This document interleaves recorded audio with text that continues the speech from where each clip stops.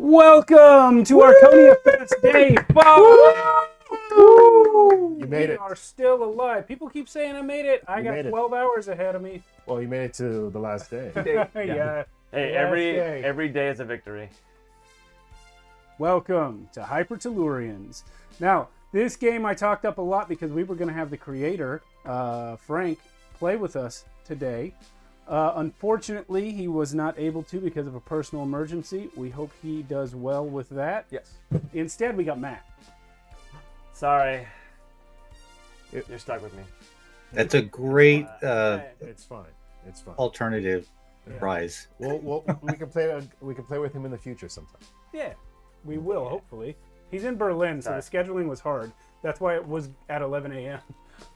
But, yeah. Ooh, I don't need this book here. This is a whole other game. Let's put this away. No, not right now. Put it over here. You have that book. This is Hypertellurians. You can already see the picture on screen. That's amazing better. artwork. Yeah, great artwork. Incredible game. I like to call it kitchen sink sci-fi, by which I mean every sci-fi and fantasy trope you can think of is kind of encapsulated in this setting. Our soundboard audio looks a little low. I'm just going to put a little more gain on it. We need all them gains. How's that, everyone? How's the gains? How's the gains? Anybody in chat today? We need to I'll hop over there real quick. Thanks, Mia. Mia's out of death. I'll double check also. I'll hop onto YouTube. Everybody's checking for me. This is my tech team. They're also my cast. YouTube. So one of the main things from this game, which the keen-eyed hey, Pretty Boy says it sounds Grigate? Grigate. Sounds good. Okay, Griquette. thanks, Pretty Boy on Twitch. I know what you said, pretty boy. Sounds Grigate. That's what I was going for. The way you said it made it seem like a threat. Keen-eyed viewers of Shadows of Archonia 2, our regular Friday night campaign game, will be aware that I have taken the treasure points system that I use there almost wholesale from the Wonder Points system in this game. It looks like the YouTube feed is not up yet. No? No, But we're getting reactions on it. that's because of me. That's well, he's just reacting, but nothing's. Well, the YouTube feed has been Oh, there's usually a delay. At least in my several. experience. Yeah, the YouTube is like 30 several seconds. minutes behind. but there's no Twitch. video at all. Oh. There will be soon. It's waiting for Shadows of Archonia. Oh, wait. What's Why would that be? What's your friend? Gibbs! Hold What's on. up, Gibbs? Gibbs in the house. Gang, I'm going to go check it out. I'm going to have to go to the other room for that. You guys... Let's present our characters. You guys entertain Twitch with your characters. Sure. Go ahead. Oh, all right. It's your idea. You go first.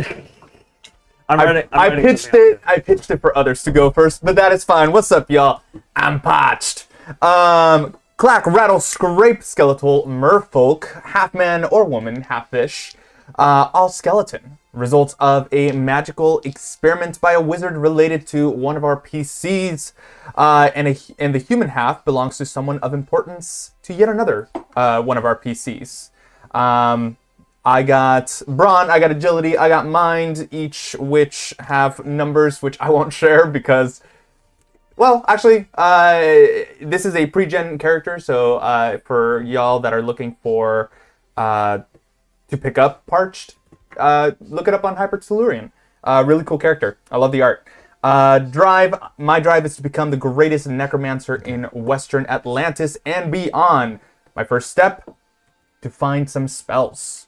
I do have a really interesting weakness. I have to drag my body around along the floor noisily to move on my own because the other half of me is a fish. Who are you guys? YouTube's working now. Yeah, YouTube's working. Oh, he probably went and did something. He did magic. Excuse me. I guess I'll go next. I'm moldy warp. I'm a beast, and I'm a half dwarf and half giant mole. I have these really thick, like steampunk like glasses, and I have terrible eyesight. That's why I need them. I'm a formal royal agent of highly trained to be a spy / assassin, and I know a lot of dirt on a lot of people. My drive is to retire one day with enough gold for a nice, quiet nice quiet like cabin in the woods, and I have so many. I have 8 different identities, and I come with a lucky rabbit's foot that I have not used yet. So and he has this weird itch to always sniff everybody he sees. I am a person. Yep. Sorry, I was putting up an ad in our other stream. I mean, our other Discord. Anyway, I am Sir Belvedere Foxborough. This is a pre-gen character who just coincidentally has Fox in the name, but I love it. Nice coincidence. The concept is the printing is Secretary of the Royal Canaries Hunting Society, a dashing but lovable fop. Member of the proto-socialist movement to overthrow all forms of hierarchical governments and monarchs. Hell yeah. He looks great, honestly, and he's got long hair. Well, he's got more curls than me. What a jerk. What a jerk. Yeah, it's going to be fun to play him. All right. Well, we still got Mia. Mia, tell us about Tanis Raz. Tanis Raz is a medium height individual. They're kind of mysterious, keep to themselves. They are wearing like a mask to conceal their face, and they're like basically say that their face has been damaged horribly in an accident, and that they are wouldn't share it with anyone as it would cause trauma. The true nature of who Tanis Raz is that they are Sarsina T. She was in prison for trying to kill some people and cause kind of almost a big political upheaval, but she has subsequently been reformed, had an alien parasite removed from her, thus her mind is now her own, and instead of being her drives are still revenge, but the revenge is now targeted on the prior alien influence versus the people it wanted her to take care of. So she is an occult totalitarian femme fatale, again, traveling in disguise as a man. Okay, so Tanis Raz's pronouns are male, but Sarsina's are female. Is that right? Yeah, but she's disguised herself because, again, the upheaval and all the trouble she caused, she just doesn't want anyone to know who she is right now. Understood. All right. You guys are all travelers upon the hypersteamer Great Caesar. A hypersteamer is a type of vessel in the Ultracosm that will travel across the entire thing. And by the entire thing, I mean all timelines, all points in time, all dimensions, all worlds. It's a cruise that you are up on. The destination is the end of time. Oh. But it is a 3-week cruise to get there. You guys have probably been on the cruise, relative to your own time frames, about a week. You would have all gotten to know each other. What sort of, I'm going to ask you guys, what sort of amenities on the hypersteamer would you have been taking advantage of? I'll start with Parched. Sort of amenities. I would have dragged myself towards an aquatic room, if there is one, to feed. There is a automatic feeder that I'm constantly at, and just like nipping at whatever fish food comes out of it, and have just been hanging out there. I feel most at home within the water, so I've just been noshing on some food and just resting in the water and looking at space. Are you not undead? I am. You just eat for habit? Yeah. Okay. So, are you at all concerned, or does it feel weird to be in like freshwater pool while there's a saltwater? We're in a ship, right? Or an airship? It is a time-traveling interdimensional ship. Oh. So we're probably not in water. Steam-powered, though. Got it. Yeah. Got it. Okay, never mind. Then So, I redact my question. so around us is probably just a bunch of like lights and swirling like effects, right? Yeah. You know that angle right there is really driving me crazy. Can you lean the camera a little? Yeah, I got you. Alan can probably reach it. Oh, without seeing it. Go ahead. What? Just like lean the whole stand. Just pull it towards you. No, towards you, like that way. Just there you go. Yeah, somewhere in there. There you go. Yeah, Thanks. that's perfect. Woo! Good. Sorry to interrupt with that. You'll have to kind fix of your crap. headroom a little bit, but anyway, Yeah, yeah. I'll do that. I can. Do But that. I was just gonna ask: is your character like a skeleton, or is he like undead with like skin on him? All skeleton. I have the bottom half is that of a merfolk. The top half is that of a human that one of you once knew. Oh, hello. So you actually have a face. Yeah, I actually have a face. It's not a skeleton face. It is a skeleton face. Skeleton mermaid face. Is this That's weird? a mermaid face. Okay. Is it weird? Is it Because I'm just imagining if you're feeding yourself, where is it going? Weird is about frame of reference. It enters my mouth, but then immediately just falls out. Yeah. Okay, so you're making a mess. You're like, Oh, absolutely. The whole tank is like covered with fish food, just like floating up the top, and it's super dirty. But I'm just kind of lying there, fully extended, just like I am. All right. Got it. just enjoying myself. I have sunglasses on. I guess I'll go next if you're Yeah. done. Moldy Warp. I assume this ship has tons of different like cliques of people in it, like all kinds, right? Sure, absolutely. Yeah. So it's he's- like did you ever see Titanic? Yes. You know how there were like the rich folks, Yes. and there were the middle class folks, and then there were the steerage people, So and they were just scum, but they were the only ones that knew Yes. right from wrong. yes. Yeah. Moldy Warp. He's definitely gonna be hanging out. He's gonna find the Beast clique and just hang out with them. They're probably having like a party somewhere on one side of the ship, or maybe the lower decks, and we're just drinking. We're just playing music. We're having a good time, just hanging out, and Moldy's telling all of his stories, half true, half untrue, and he's just trying to get as much money as he can gambling with all these people. What about Tanis? Probably spending a lot of time like exercising. If there's like a small gym somewhere, swimming laps, moving iron. And when they are not doing that, she might just be wandering around, looking at all the faces that she sees, again, revealing some of her background, having been like displaced from time herself and from the future. She might recognize some of these individuals from historical files from her future.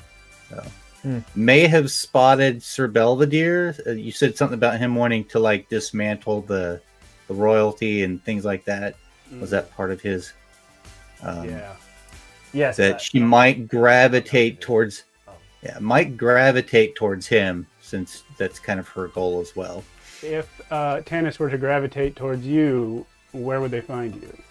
So, Sir Belvedere would be definitely in the higher class portions of the ship. Probably you'll find him doing shuffleboard, eating like a really good food, mingling with probably the few other high class people on the ship, mostly out of just staying connected and in the loop. Darts, whatever sort of high class little fun games they have on board. He wouldn't, as much as he wants to go gamble and hang out with like the more fun shit, he doesn't. Okay.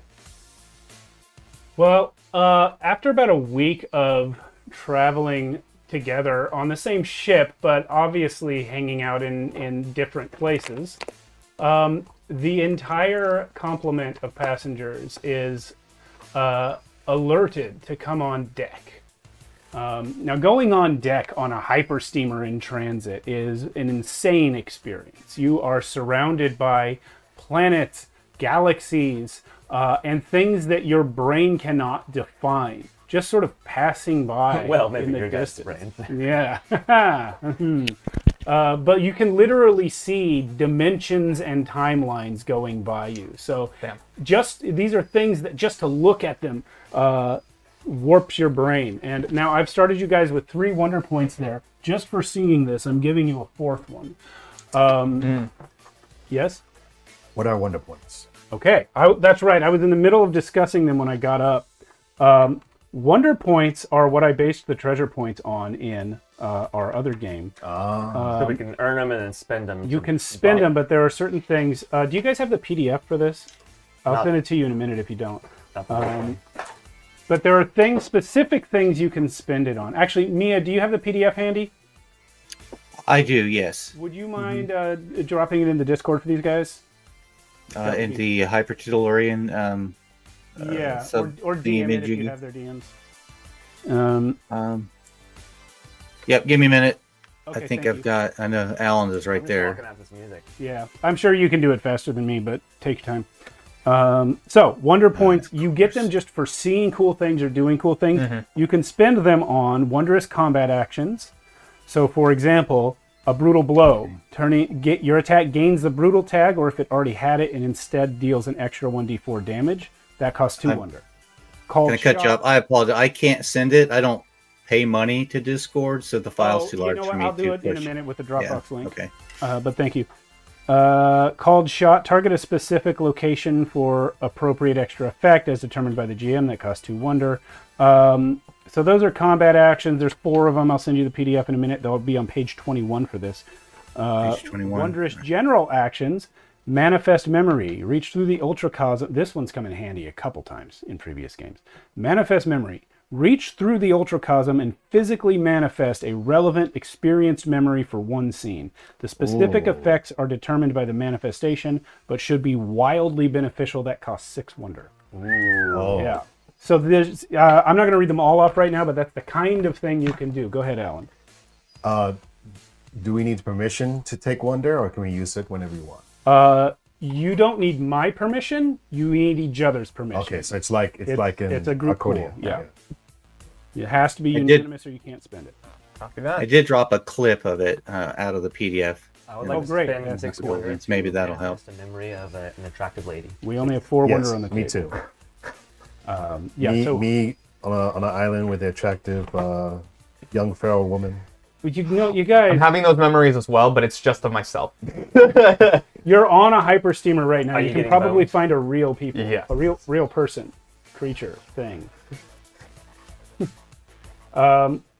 So you are all called on deck, not because of any kind of crisis, but because I definitely take a little extra time to get ready. the crew announces a once-in-a-lifetime event that you guys may wish to witness, a cosmological event, wherein the world of Eberron is going to crash into the Hyborian Age. They will pass through each other and both be changed by the transition. You see how I did that? Max is smiling. He likes it. I like it. I really like it. That's what this game is for. I assume this ship is protected. Don't call me out. I assume this ship is protected in some way from the elements, right? Oh, yeah, absolutely. It's built to be traveling like this. And this is something that's happening. You guys are kind of in a limbo space between all of these realities. So the fact that they're sort of having the equivalent of like a hyperdimensional eclipse right now is not something that's going to harm you. It's just something that's going to be amazing to witness. The captain just announces that this is the type of sight that you will be blown away by while you're witnessing it, but will never be able to remember what it looks like later. Okay. Because the humanoid brain cannot comprehend it. Are we allowed to take Except for photos? Am I to understand then that what's happening is there's 2 different dimensional entities crossing paths. Neither one will see or feel each other, but they'll change each other's existence somehow. That's exactly right. I drag myself noisily. I'm saying that out loud, by the way, like just to myself. That's it. Yeah. I drag myself noisily to where. Who's the tallest of all y'all? I'm definitely not. I'm tall for sure. Canis? Probably like 5'10", 5'9", 5'10". Tallest. I'm a short king. Parch drags himself to Sir Belvedere.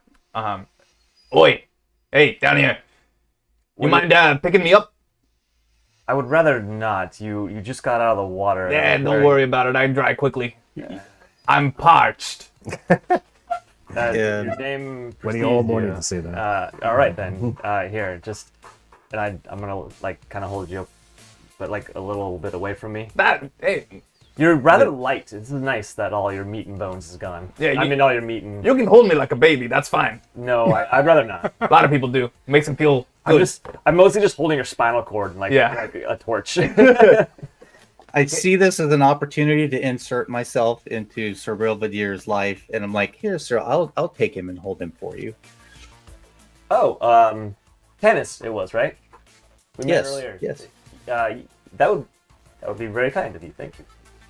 And at that moment, Moldy comes over and he says, "Is that Foxborough? I haven't seen you in years.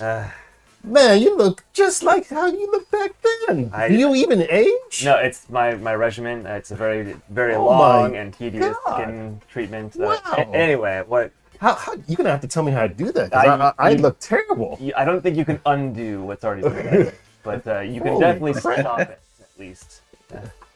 And you smell great too. And he gets like right into you. He's like, Oh dear. I turn to Tannis. They look like ex-lovers. They do I like- seem to I'm enjoy each eyeballing all other's the other company. rich people that are probably. Sorry, go ahead. Just a reminder, if you Oh, guys it's- both talk at the same time, they will only hear Mia on stream. okay.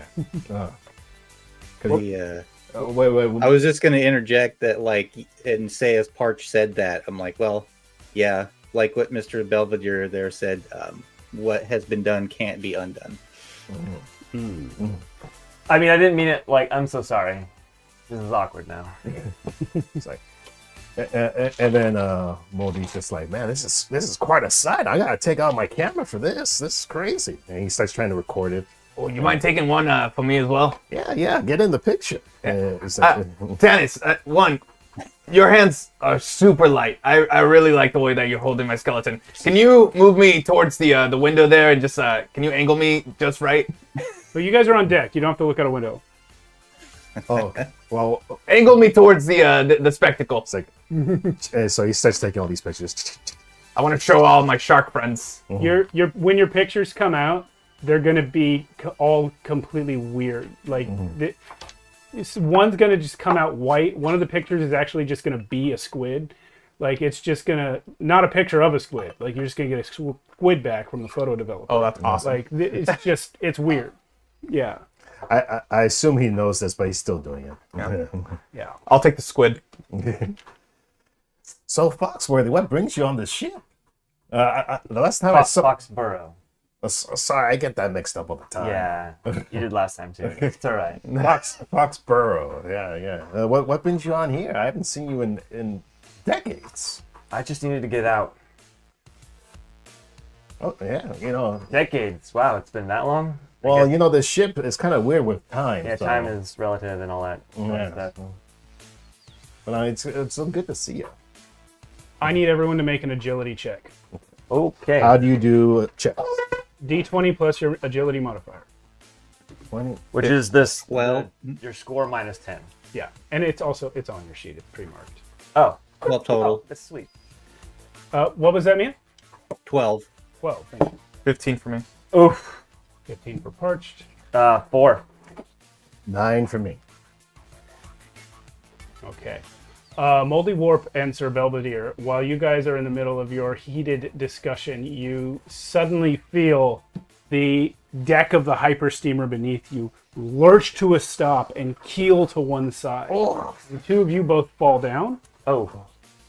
You're going to take 1 brawn damage unless you have affinity to absorb it.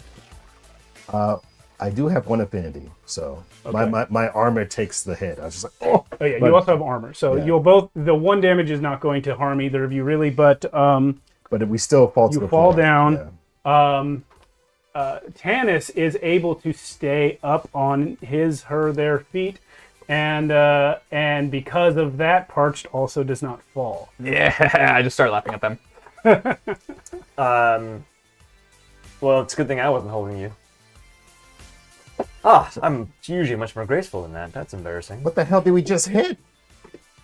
Well, You are not sure. However, the other guests who were on the deck with you, many of them have been flung off the deck completely by the keelover. Oh, man overboard. Yeah. Or people. No, and because of the nature of the reality or lack of reality that you're traveling through, they have been thrown in several directions, and also like additional directions that don't exist because of higher dimensions.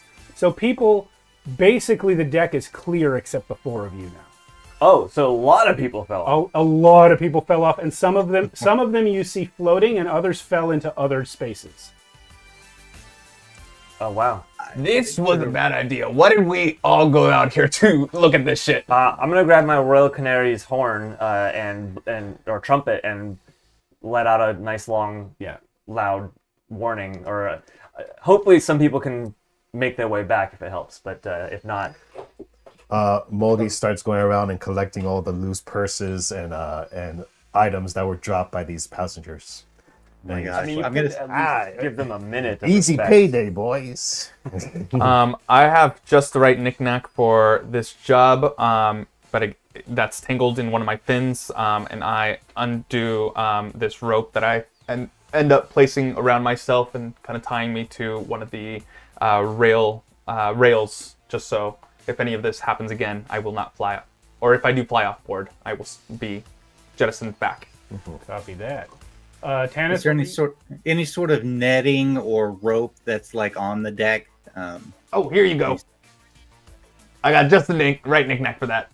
I give you rope. Okay. Looking forward, something that I could like, thinking I could tie myself off to a rail and like leap out and grab people and drag them back in. there is indeed rope on the deck. I would like, what can I have you roll? You know what, I'm going to just homebrew this real quick. Roll me a straight D20. The higher, the better. Can I assist? No, this is for luck. No, I mean assist with the rescue efforts. What'd you I get? want to tell you. It's really I low. rolled a 6. I rolled a 6, yeah. So unfortunately, there was rope on the deck, but because it was a loose item, it too was thrown overboard. Okay. What kind of ship are they running here? One that seems to have hit something. I think we should retreat back to the You should interior find of the captain ship. and complain. I'm sorry, Mia. He's just saying that. But go ahead. Just saying that we should retreat back to the interior, so to avoid such an accident again for us. Okay. So obviously what has united the 4 of you for this adventure is the fact that you are the only people that remained on deck after the accident. So you are suggesting that you go below decks now? Is that right? We going to the captain? I said we should see the captain because this is unacceptable. I think the bridge would be a good place to start. The captain, roll me a mind check, Moldy Warp. Okay. D20, right? Yeah. Ooh. Yeah, we were rolling terribly. I'm not going to use Speak that for one again. But is there a way to roll with advantage? There is. If you have advantage it's just straight advantage. Yeah, Just but can I use wonder for that? Yeah, let's see. Painter in the house. Push fate. Yeah, that costs... Oh, wait. No, that's something else. Reroll a roll you just made. Yeah, actually... but that costs more wonder than you have. That costs 6 wonder. What about... Playing marbles? No, Fatal Tater. We are playing Hypertellurians. There's recall memory. It says roll with advantage on the next action, which is executed as part of this one. 3 wonder. Yeah, so yeah, I guess you normally you would have to say that in advance. Or even better, marvelous adaptation.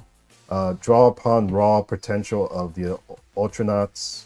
Ultracosm. Ultracosm. Become an expert on a topic of your choice for the scene. Well, I don't know if that applies. Well, what would you want to become an expert on? At the ship, flying this ship, how the captain would fly this kind of ship, all this stuff, and I would probably know where the captain is based off that. Well, you wouldn't. The last part probably not, but you would know where the captain should be. Yeah, yeah. Where he should be, like where the bridge is. I would know everything about this ship, basically. You don't need to spend wonder to know where the bridge of the ship is. You guys have been on here for a week. Yeah. You know where the bridge of the ship is. You can just go there. What I was having you roll for was to spot something. Oh, well, I don't see it then. Okay, yeah. Now, Tanis, you had suggested going indoors, right? Yes. Do you guys want to take that suggestion or what?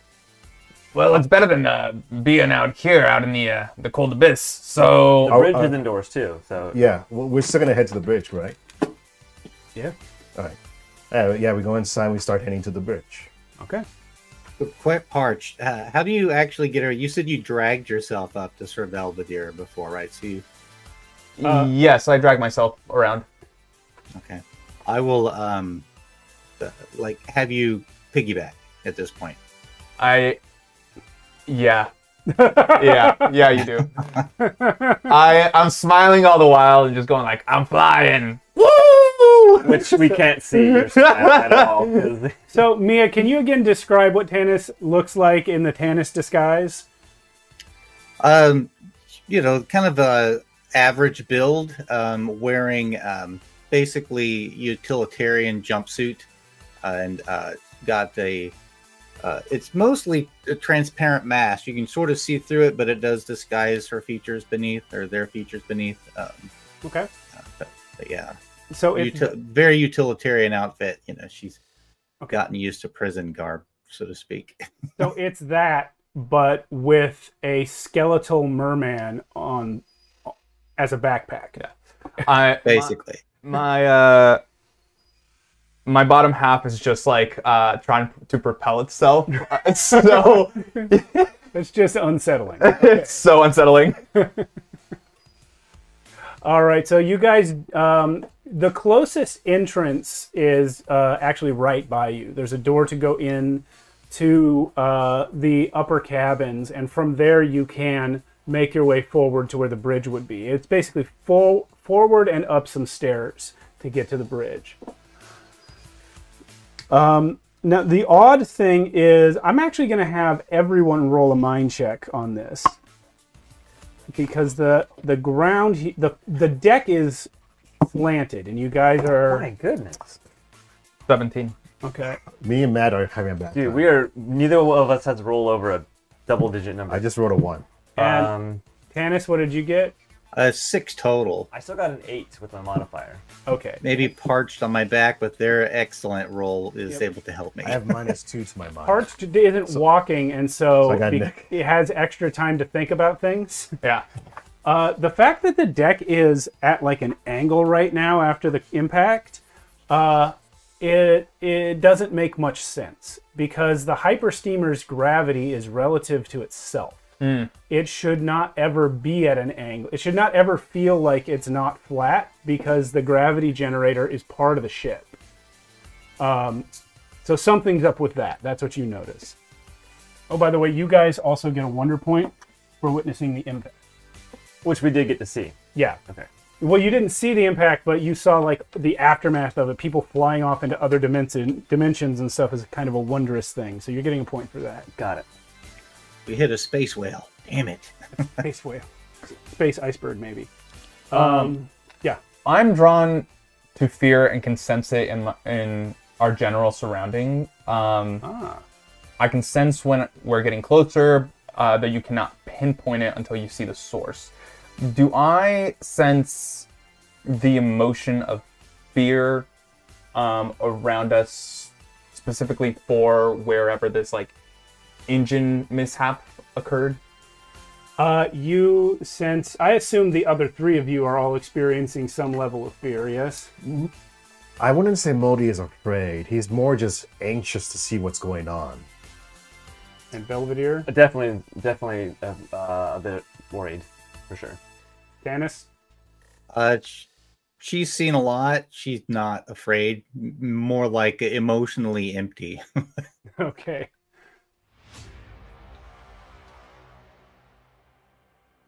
You like that? I do.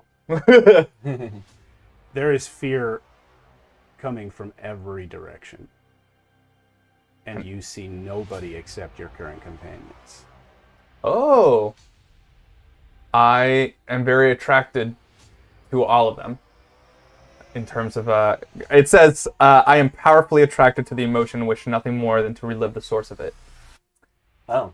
I'm like, Well, the emotion of fear that you are experiencing now is almost an element of the environment you're in at this point. However, you are being drawn forward towards the bow of the ship. Oh, keep going forward. I take a couple steps, and when the fear gets a little bit overwhelming, No, don't lose it. You don't experience it. Only he has a power that lets him sense fear. Okay, so I thought it was all of us. No. Copy that. Then yes, I keep pushing forward. I was asking about your own personal fears because he senses that as well. Got it. Well, I think I should be in charge if there's no one left on the ship. I am the secretary of the Royal Hunting Society, so... I looked at Tannis and I'm like... Yeah, and of course, Moldy Warp knows Sir Belvedere, but the other two of you would be well aware. You don't even know what planet this guy's from. What Royal Hunting Society? Like, there's so many royal things in the universe, in the Ultracosm. Hey, Robin Hood. Forward is the best way to go. I'm giving the orders here. Oh, sure. Yes. And forward is the best way to go. Absolutely. Yeah. Absolutely. I was going to say that before you interrupted. We will be super safe going forward. You guys were all already going forward. This is the most pointless argument. No, exactly. It's about who is going forward and why. Yeah, no, I get it. By my word, let's go forward. I'm gonna let him think that. Modi's just. I'm gonna stand up for a second. Modi's just again. He's still, as we're going forward, he's still looting stuff around the ship. Now that we're the only ones there, he's like, this is gonna be a good payday. And he's like adjusting his glasses each time to try to appraise everything he picks up. He's like, we don't have time to appraise anything. Let's get going. I don't know why you don't it's want to such get a caught. rush. In the rush. prison, you It's the rush. don't want to go to prison. You don't want to go first? Is that what you said? Moldy Warp's picking stuff up, like looting the left behinds, and I'm like, be careful. You don't want to get caught and go to prison, basically. Oh, yeah. He's like, who's going to catch us? We're the only ones on the ship. That is true. I can only... I'm assuming that it's only us. You do not know that information. You do know you were the only ones who stayed on deck. Mm-hmm. That doesn't necessarily mean you're the only ones on the ship. If people below decks may not have been thrown, you don't know. And I can speak from personal experience that, like, video capture technology in these things is undetectable at times. So you may be being watched as we speak. Video capture. I have no affiliations with that man. I point over to Moldy Warp. As Moldy Warp says, it's fine if I'm being recorded because I have a pardon from the Queen anyway. And he shows you one of his identifications, and it says pardon from the Queen. It's just in crayon or what? No. It looks like official stuff. Okay. But I have 8 fake identity papers. We'll resolve all this later. You will be giving the stuff back once we get everyone back on board. You're just holding it for them. You were always a stick in the mud, Foxborough. I have my own problems with hierarchy and power, but we don't need unwanted attention. Well, we'll see if we're getting attention. Let's go. You two are so weird. This coming from the talking skeleton. Yeah, that's normal. I never thought this was normal. I remember when I first met your kind, I always thought... Oh, my kind? Yes, your kind. The fuck are you saying? Your kind is always kind of creepy. It's like I'm seeing myself. My kind. You guys have reached the bridge. Oh, we're here. Calm down. So the bridge looks like the bridge of like an old American, like Mississippi riverboat. It is painted all in white. It's got big glass or whatever windows. And then a control panel that looks like something out of the sillier seasons of Doctor Who. there are levers where the knobs are made out of like skateboard wheels, and there's a crank that turns in a spiral, and none of you know what any of it does. But obviously these things are here to guide a ship through the entire Ultracosm. Looking out the windows, you see something very strange. A large, pulsating mass of flesh that the ship has crashed into.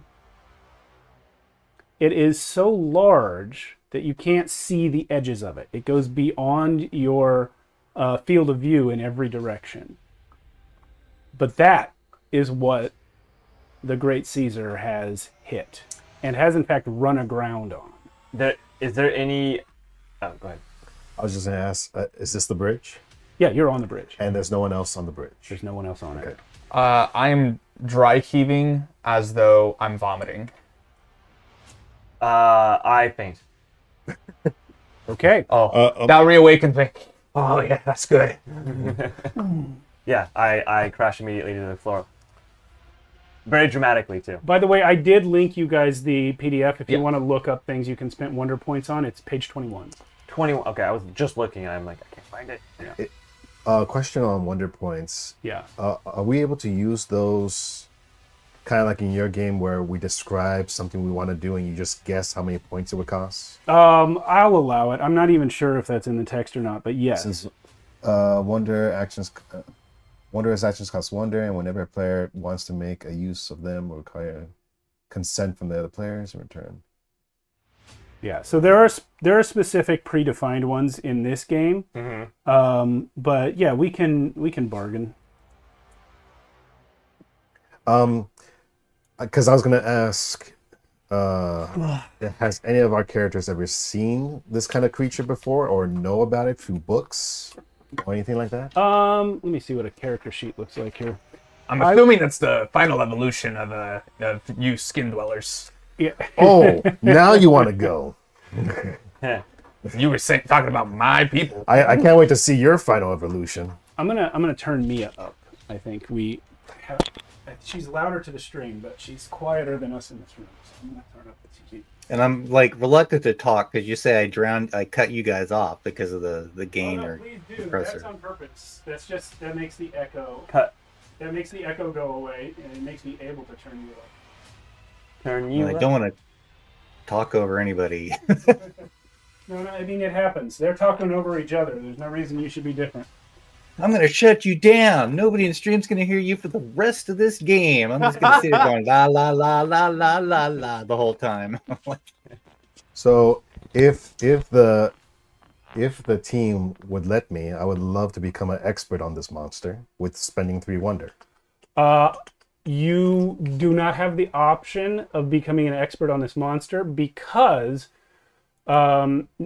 nobody anywhere in the Ultracosm is, and so there is no knowledge for you to draw from. You could spend it now, like you were suggesting earlier, to maybe become an expert on the ship piloting, but nobody anywhere knows what this creature is, so I will not even... So it's not even in books or anything? Nobody knows. Nothing.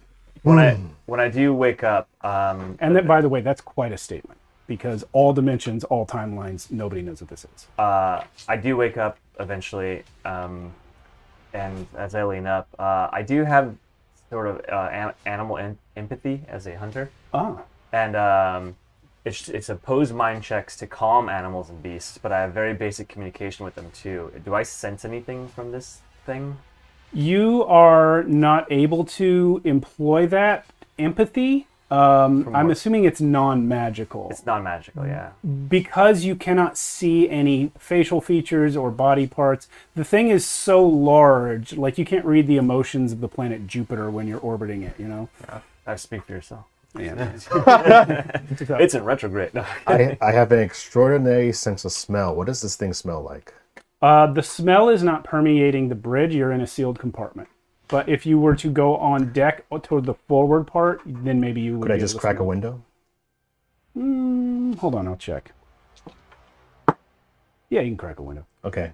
I'm just gonna crack a window to get a whiff of this thing from afar. The window's actually really heavy because it's some sort of strange hyperglass. But yeah, you open it up and there is an overpowering scent that it's hard to identify. It's like a combination of sandalwood and fish. Oh, that's the fishiest thing I've ever smelled. Does it smell like fear? It definitely smells like an F, that's for sure. Well, Moldy says, I guess since we ran into this thing, we're gonna have to go on it and see if we can move it somehow. Maybe talk to it or something. Oh, I don't think we're moving that. Well, maybe it has some sort of intelligence. So maybe we can go on it and try to talk to it. What do you think? Sorry, is it trash? Tannis. Tannis? It's pretty I small. can't read it from here. Tannis. Tannis. See if I can make it bigger. What do you think, Tannis? I really don't know. I mean, if we're like lodged on it as if a ship had run aground, I don't know how we're going to dislodge ourselves without pause for a second. And you sort of like see this gleeful grin behind the mask, unless we can put together some explosives. Ooh. Okay, I don't think we should try to hurt this thing. It could probably swallow us in one gulp. Was this like a previous family member of yours? I'm just saying, if you could have some empathy, then maybe there's another way. Okay, so Why are you looking at me like that? Because I know you. I know you like animals. I have a thing that reads just the right knickknack for the job that gets tangled in the fins. Would you allow an explosive? Well, we don't yet know if that's just the right thing for the job yet until we go out and check. For what Yes. job? Yeah. Or something to propel it? I'll First ask of the all, hunter. Have we tried reversing yet? I don't want to touch any of the controls. We could just blow it up. If the team were allowed, I would love to become an expert at driving the ship. Up to you guys. 3 Wonder. I'm okay with you spinning the wonder. That's cool. Well, Yeah, I mean, 3 Wonder to recall. Wait, but you're blind. Are you gonna be able to steer? No, I'm not blind. I have glasses. Okay. Blind without the glasses. I'm blind without the glasses, but these are like steampunk extra thick glasses that go around my whole head and are like attached to it. Because I'm like very paranoid about my glasses. he looks like a nerd. Okay. Hey, nerd. From where You think you can fly this thing? from where I come from, nerd is a compliment. Thank you.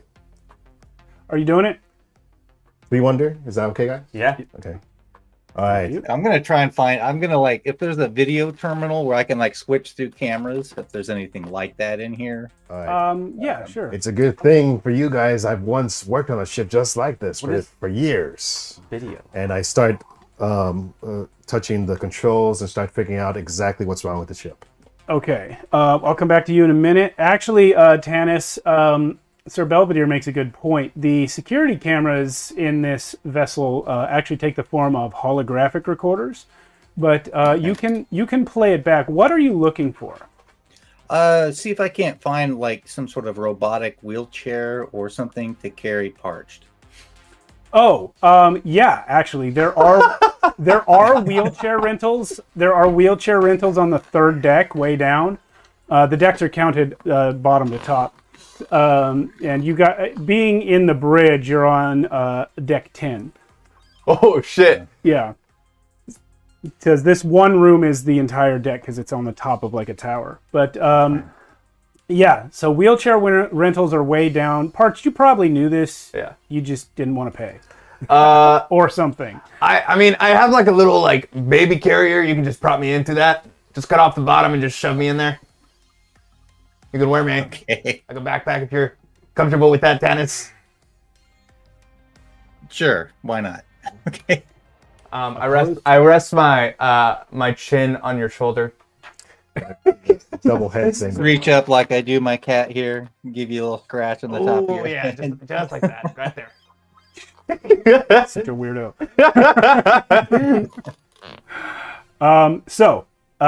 Moldy Warp. You start messing with the controls, getting a feel for this vessel. And yeah, you remember reading some stuff about hyper steamers. Yeah, it's just like that. Whatever you're doing. I'm getting like all the files and the holograms. Oh yeah. No, remember I was saying it's like bicycle things and like it's all kinds of physical controls. But yeah, also very analog. Minority Report as well. Yeah. The whole deal. Everything is You here. can have both. Yeah.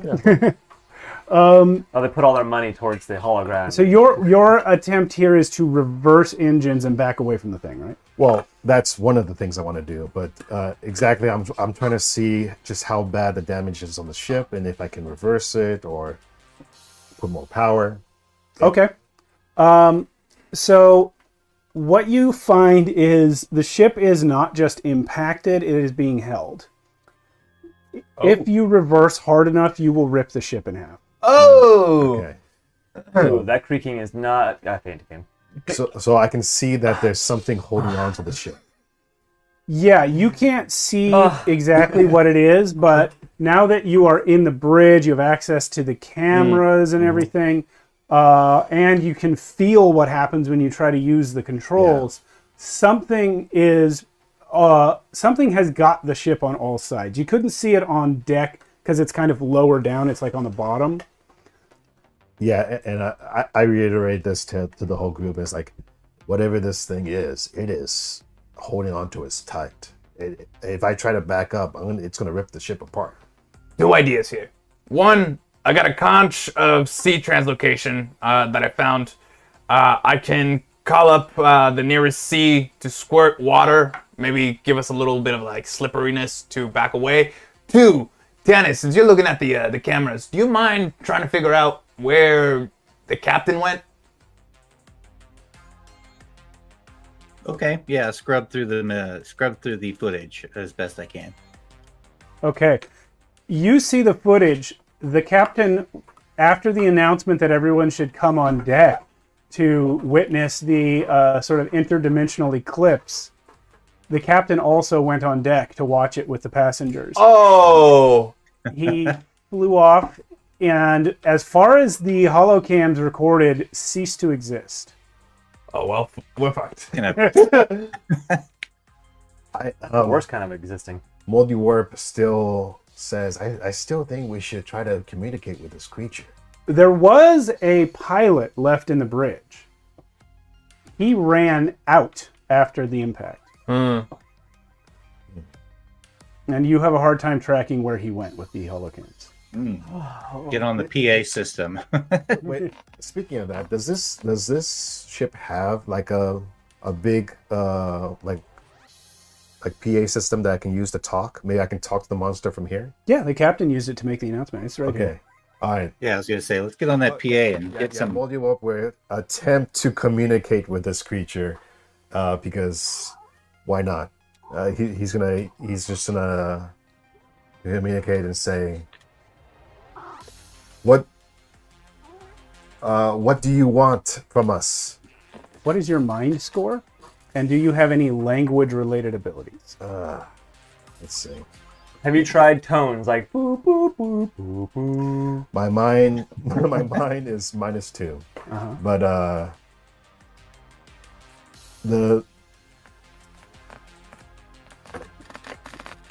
I'm a natural born killer. No. Is anyone good with languages? I'm really good with mind, but not specifically languages. No, but I can scare the shit out of this thing if we get close enough to it. I look over to Foxborough here. Maybe you can try communicating with it. What is your mind score? The total? 13 total, so +3 modifier. Oh, right. I can see your sheet. Oh, yeah. Nice. Cheater. And I do, yeah, and I hand you the mic. Obviously, I can't use my empathy, but I'm going to try to relate to the creature in its situation. I love the cat. I heard that. Which means we probably just got muted. That's funny. The cat muted. That's fine. Creature of the void.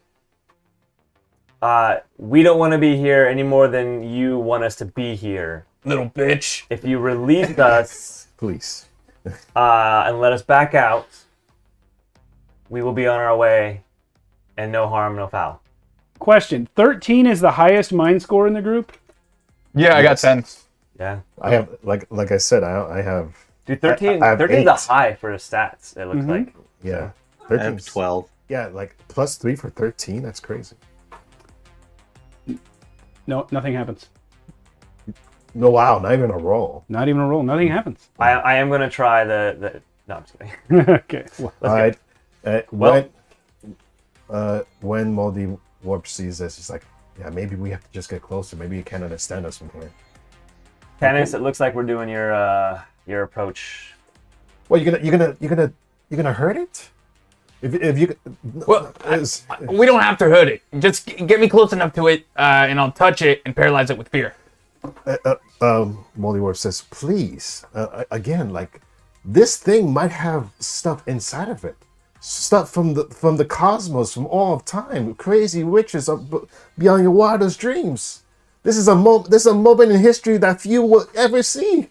We can't just try to blow it up and get away. Well, who's saying anything about blowing it up? I just want to paralyze it with fear so we can just run away. If you want to open it up, that's damaging it. Well, it might have an entrance. Who knows? So this thing's huge. I don't want to go through its butthole. Okay. Well, I would rather also avoid buttholes. again, let's take a closer look before we do that. Oh yeah, we should definitely go look either way. We don't want to find this missing pilot? Well, we'll see if we find him on the way. All right. I suggest we use the PA system to like call the guy. See, hey, any remaining crew members on board? We need help. Yeah, I click it again.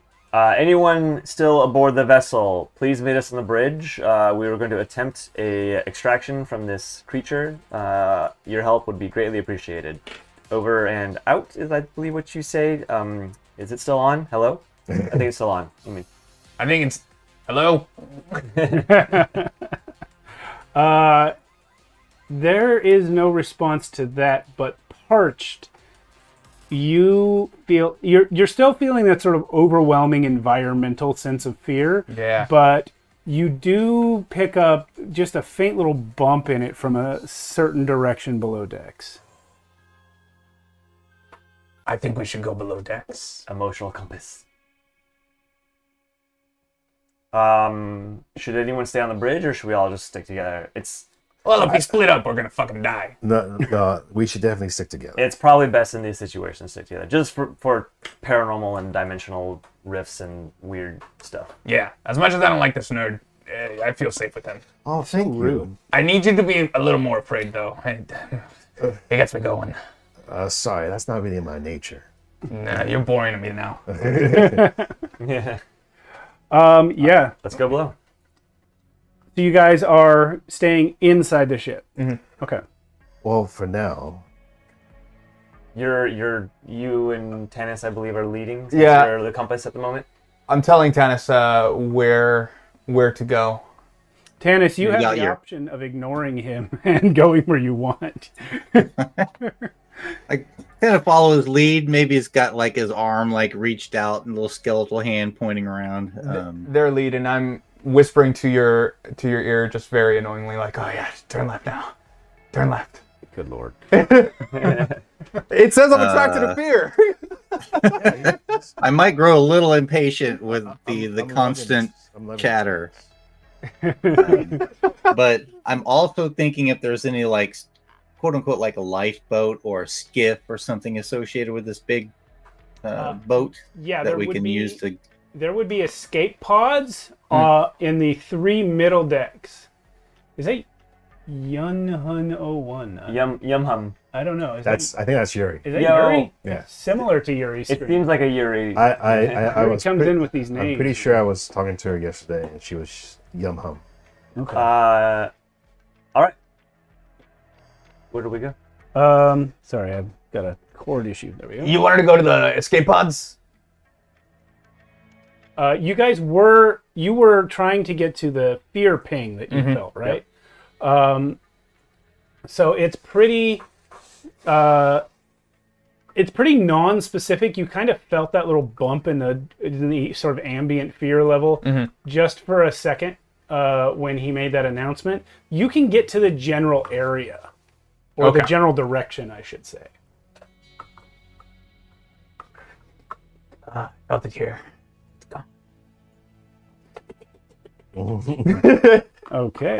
I'm gonna pull out my horn and blow it again. Hello. There's somebody in the head. Down the hall, to the left. That means bathroom.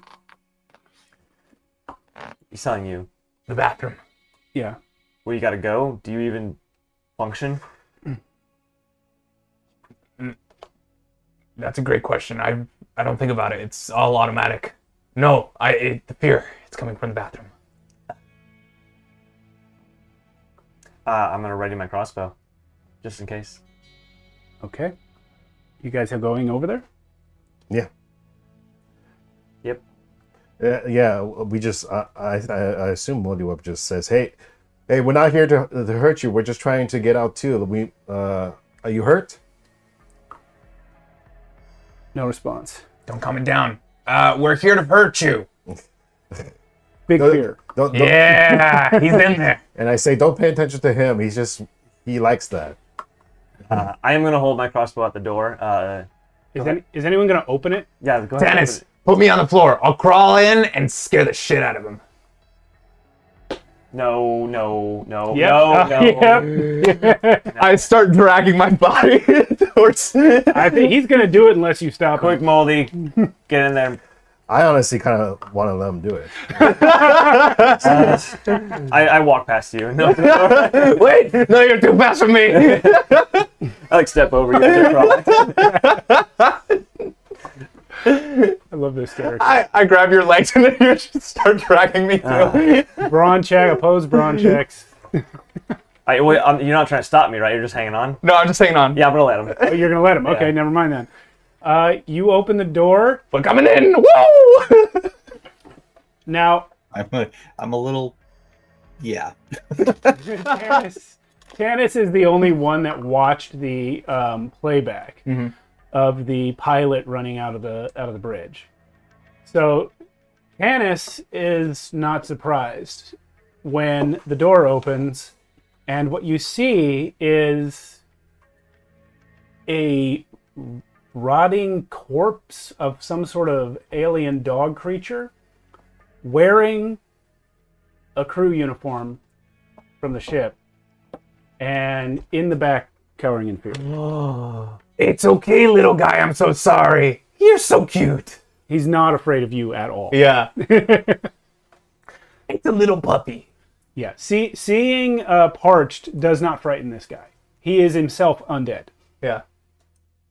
Another one of those. What does Shut up, that nerd. mean? Wait, don't hurt me. I'm gonna. I guess I can't use animal empathy on this, huh? I mean, it is an animal. Undead animal. I guess. It speaks. Undead animal. It is. I would say an animal. Well, what do you want to do with animal empathy? I just wanted to calm him because I opposed mind check. I can calm animals and beasts. Okay, no, he won't. He would not count for that purpose because he is intelligent. Yeah, that's what I figured. Okay, but I do put out a hand. Listen, Be right back. Great name. Oh, by the way, great name. Sounds like. you're okay. You're okay. We're here to help. We're passengers on the ship. Are you the pilot? Yeah, I'm the pilot. I take out a little dog bone. I don't want that. Oh, sorry. No. Dog toy. I don't want that. Oh. Stick it back into my artery. Excuse this Offensive. person thing. He's a person. Yes, Yeah. but he's like also half something else that I don't fully understand. You're offensive. Anyway, sorry. Apologies. I'm not used to this. Could you return to the bridge with us? We're going to go out on deck and try to deal with whatever's holding us here, but we need somebody there to sort of pull us out once we're clear. What do you mean? Pull you out once you're clear. What's that mean? So we're being held. This isn't my fault. We're not blaming you. It came out of nowhere. Is this your fault? Wait. It literally came out of nowhere. All right. Oh, we understand. Listen, there's no point in fighting in the past. We just need to move forward now. And in order to do so, we need a pilot on board. I'm trying to use my softest, most. Roll a mind check to convince. This is the best mind check we have. Yeah. All right. Well, let me use a different dice because those other two were terrible. My God. Okay, 7 on the dice. 3 plus 3, so 10. Can I aid him in any way? What do you, help him? You said? Yeah. Actually, yes, you can. How would you like to? Well, I got just the right knickknack for the job. He said it's a rotting corpse of A dog man. dog man. Yeah, he's an undead dog alien humanoid. Dog toy did not help. No, because he's an intelligent being, not like a puppy. I like how he was calling me offensive, but that wasn't. Yeah, no, he was offended by he that. was- Yeah, he was okay, offended by it. Yeah. Got it. I'll just say, listen. From one undead to the other, we need the help, and we're trying to keep everyone in here as, I guess, alive as possible. That grants advantage. You can roll again. Oh, thank God. I'm out of dice already. I failed on all my dice. Here, this one's a new one. No, I'm gonna use the Not enough dice jails in the room, huh? shiny one. Yeah. There's a whole bag of dice behind. Oh my fucking God. Is that even worse? It's even worse. 10 was okay. He will nervously, hesitantly come with you guys. Listen, I am the secretary of the Canaries Royal Hunting Society, so I do know a little bit about these type of things, and I will protect you as much as possible, along with our friends here. Being the secretary of a hunting society gives you knowledge of hyper steamer life form collisions. No, but it gives me the ability to understand dangerous situations. Since I'm an expert on the ship, I will chat it up with this guy, and we can talk about ships. So I'm trying to become his friend. And like, man, I can't believe this ship is an X527. I haven't seen one of these in forever. Oh, yeah, well, this is actually one of the oldest ones in the fleet.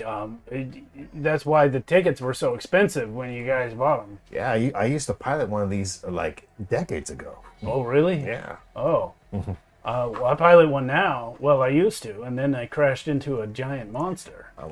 Well, You did crash it. Well, he crashed into us, let's be honest. He wasn't here, and then he was here. All right, by your statements. you know, a good captain will have a crash eventually. not the captain. It's just a bit. I'm not the captain. So I was just flying straight like the captain. A pilot. Yeah, will I- have a crash. Oh, gosh dang. Anyway, you guys want to head over to the pods? I still want to try to talk to it. No, we need to get out there and try to untangle us. Oh, yeah, actually, I think I got distracted earlier, but Tanis asked about escape pods or lifeboats. The escape pods are on the middle decks, which means they are physically blocked by the creature. They would normally shoot out to the side, but there's literally flesh monster in the way. Yeah, I mentioned that. I was like, I'm a mess over here. I just say we're gonna have to try to What are you looking for? go on to this creature and try to communicate inside your or notebook. find a way for it to get to dislodge it. Some Once sort again. of like magnetic boot hull walking, or I don't know, transdimensional spacewalk. Tanis, roll a mind check. Finally, 15 total. You just realized with that conversation why the deck feels like it's at a slant. Yeah, The creature is so Gravities. large, it has its own gravity. Oh, the gravity of this creature is pulling us off. Yeah. That's why my ankles hurt walking on this crazy deck. Yeah, it's interacting with the ship's gravity and it's making everything slanted. It's like I don't think we understand the gravity of how big this thing is. Is it like a moon, or is it like the size of a small moon? That's no or- moon. All you guys can tell from your perspective is that it is truly massive. You cannot tell. I mean, Can we see the end of it? Well, let me put it this way: if you were standing on the moon, how big would it look? Yeah. Versus if you were standing on the Earth, how big would it look? I don't think you'd be able to tell a difference unless you like maybe took precise measurements of the horizon. But this creature's not sphere-shaped in the first place, so that doesn't even apply. He also, he described it as we can't even see the edges in any direction. So. Yeah. So Well, I said that when you were in the bridge looking at it. Oh, okay. You have not gone on deck and tried to see it from out there. well, I would like to go on deck if that's Okay. So, clarification: is your plan to leave the pilot in the bridge and ask him to pull the ship away if you get it free? Is that the plan? That is the Yeah. plan. Okay. As long as we are on board still, if possible. Okay. All right. Well, he will tentatively agree to that, but he looks terrified. Okay. Also, what is your name, Mr. Pilot? Bread. Bread? Like Yeah. food. Well, it's spelled differently. I mean, with a different alphabet. But yeah, bread. Okay. I'm parched. Hi. Sir Belvedere, Foxborough. At your service. This is bread. Timothy Dalton. Here's my identification. Why did you show me your identification? In case you didn't believe me. That you're Timothy Dalton? Yeah. Why wouldn't I believe you? Famous actor. I don't know who that is. I guess it doesn't get far enough into the future. What's an actor?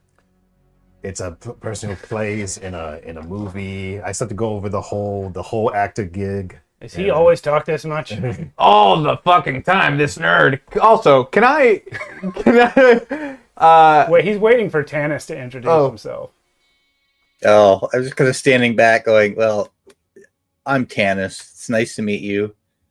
Hopefully we can sort this out. I have an alternative plan just in case the next step doesn't work. You look familiar. Were you ever in prison on Io? Kind of shift nervously in place and no. Why would you ask me such a thing? I don't know. I used to work as a guard there. You don't recognize him. Guard to pilot. Good upgrade. Yeah, I was taking night courses. Can I tell if he's lying? Me? You know he's lying. I feel like you know he's lying. Yeah, I said my name You was. already know his real name. Yeah. We also Are see you going to say you different identification earlier. Oh, that's fair. That's fair. you do feel a twinge of fear come off Tanis for like the first time when the guy asked them about the prison guard thing in Io. Noted. I am elated. Well, let's go to the deck. All right. You guys leave Bread alone in the bridge, and you head out to the deck of the Great Caesar. When you... Well, you first... Sorry. Mics. Go hit our throne wish list, buy us some wireless mics. Patreon, throne, please. Yep. Patreon. Follow, subscribe, etc. Anyway. Okay, thank you. Your luxurious hair. Beautiful. Shampoo commercial. Hair gel commercial. All right. We are heading out the side door. Probably, I assume, the same door you entered through. So when you get back to the deck where you were previously, thank you, Alan, you still can't see the creature from there, right? Because there's kind of a misty fog between you and the true front of the ship. But as you move towards the bow, it comes into focus. And it is this giant, fleshy, like sort of almost like a dark gangrenous flesh. And it's pulsating. But it is not consistently solid. There are pores and openings through which you could enter. Good God, this is gross. Yeah, I know. There's meat. What's that about? Yeah, I almost faint, but I kind of hold it together this time. Hey, what's that little spark of fear that I tasted when you were being questioned by Bread? Let's just say that I have some experience with prison, just not that one in particular. and maybe not in the way that you think. Rock on, rock on. All right. Do you think that Parched gets any more fear out of you by asking that question? Maybe another small spark of it, yeah. This Trying to keep that repressed and pushed down, but yeah. Okay. isn't exactly the time to be talking about his personal histories. It tastes delicious. I mean, it's super interesting. So let's pick a hole. Oh, Okay. I'm not exactly. In you go. I'm gonna, whenever we walk past, I'm going to touch the skin, I suppose. You just touch the ground. Yeah, The one ground that we're standing on. or the specific huge monstrosity in front of us. Yeah, if Tannis is within arm's reach of it, yeah. Hey, get a little closer, please. I'll do that, but I do have a question for you, Steve. Some sort of, if we're going to like climb off the ship and go inside this amoeba thingy jiggy, is there any sort of like microfiber like tethers we can use? But yeah, I'll get Parched close enough to touch it. Yeah, you know what? I will say there are such things that you could have collected from inside before you came out. However, the nature of like tying yourself with a rope may become complicated if it gets too maze-like in there. And also Steve said that it has gravity to it, so I don't think we have to worry about flying off of it. Well, yeah, that's true. But as we step on it, the gravitational pull might reorient at some point. So anyway, that's all. That's good. Parched. What are you getting off this thing? I am going to, once per session, if you succeed at an agility check against the target's defense, you paralyze them with fear for the remainder of the scene, providing they can sensibly be frightened by you. Okay, so you auto-succeed on the agility check because the thing is huge and immobile. You cannot sensibly frighten this thing. Damn it. But you do know, and I'm not going to count this as a use of the ability, Okay. but when you touch it, you do understand why you can't frighten it. It is the source of the ambient fear. It is already paralyzed with fear. Oh. Hey, Deltron. Hey, Deltron. This thing is sentient. That's what I was saying. You don't know that. Lower animals can also feel fear. I don't know any of that. I'm going to assume that it's sentient. I'm glad we're starting to see the same thing. Maybe you guys aren't so bad. Maybe it's just afraid because something big and metallic bumped into it. It doesn't know what we are. Yeah. So the way you guys are entering this thing, it is not exactly... It doesn't exactly look like an orifice, you would say. It more looks like just sort of the shape of the surface of this thing is so wild and uneven that you can sort of... Like if I hold my hand like this and you were walking here and you were walking here, like eventually you're just kind of inside as you go. But there are orifices and things that you may walk into if you wish. Nope. The tethers start to extend further and further as you go further into this creature, and then as you're going to have to kind of round a corner. Is it dark in here? It is going to get dark the further you go in. Okay. I assume my character would have a flashlight, Well, I'm going to take out... especially since I'm. It is reasonable that you would have Yeah, light yeah. sources of some sort. I'm going to take out candles stuck between a couple of my rib cages. I like how you carry stuff by just jamming it in your bones. Yeah. And then I pull out a lighter and just flick it on. Just hold the candle up high, lighting the area. I would like you guys to take 2 new wonder points. Okay. Can you reach that? Thank you. As you round the corner, you see a vast cavern. And in the center of that cavern, with bells ringing and an organ playing, is a tall stone cathedral. Interesting. Tall, I feel like in this situation is relative. So Fair enough. From your perspective, looks like maybe 5 stories tall. Whoa! A cathedral. Yep. And the door opens. A small humanoid creature steps, and the doors are like these giant, like double height doors. And a small humanoid creature steps out, dressed in purple robes with a green mohawk, looks at all of you and says, "The prophecies are true. You have come." And that's where we're going to take our break. Oh, All right. I felt that coming. I was like, Praise the this is hole. the break moment. Praise the whole. Guys, yeah, give me a second to get my app up so I can put us on the AFK screen. So we're not breaking it. Like 10 seconds. Welcome back Yo! to Hypertellurians, ArchoniaFest Day 5. I'm all jacketed up because it's slightly chilly here in sunny Southern California. Burr. We lost a few degrees, so it's freezing to us. Yep, that's it. We lost the Mia demographic with that. Tater! Hey, Tater. What's up, Tater?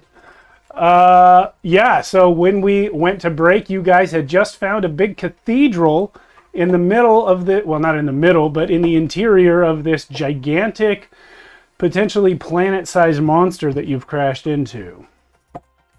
And a little halfling type figure with a purple robe and a green mohawk has come out and declared that the prophecy has come true because you're here. Pardon me, young master, or small master, or master. I don't know, how do I address you? I wasn't talking to you. Oh, no, that doesn't Who matter. were you talking to? Her. Her? Dennis?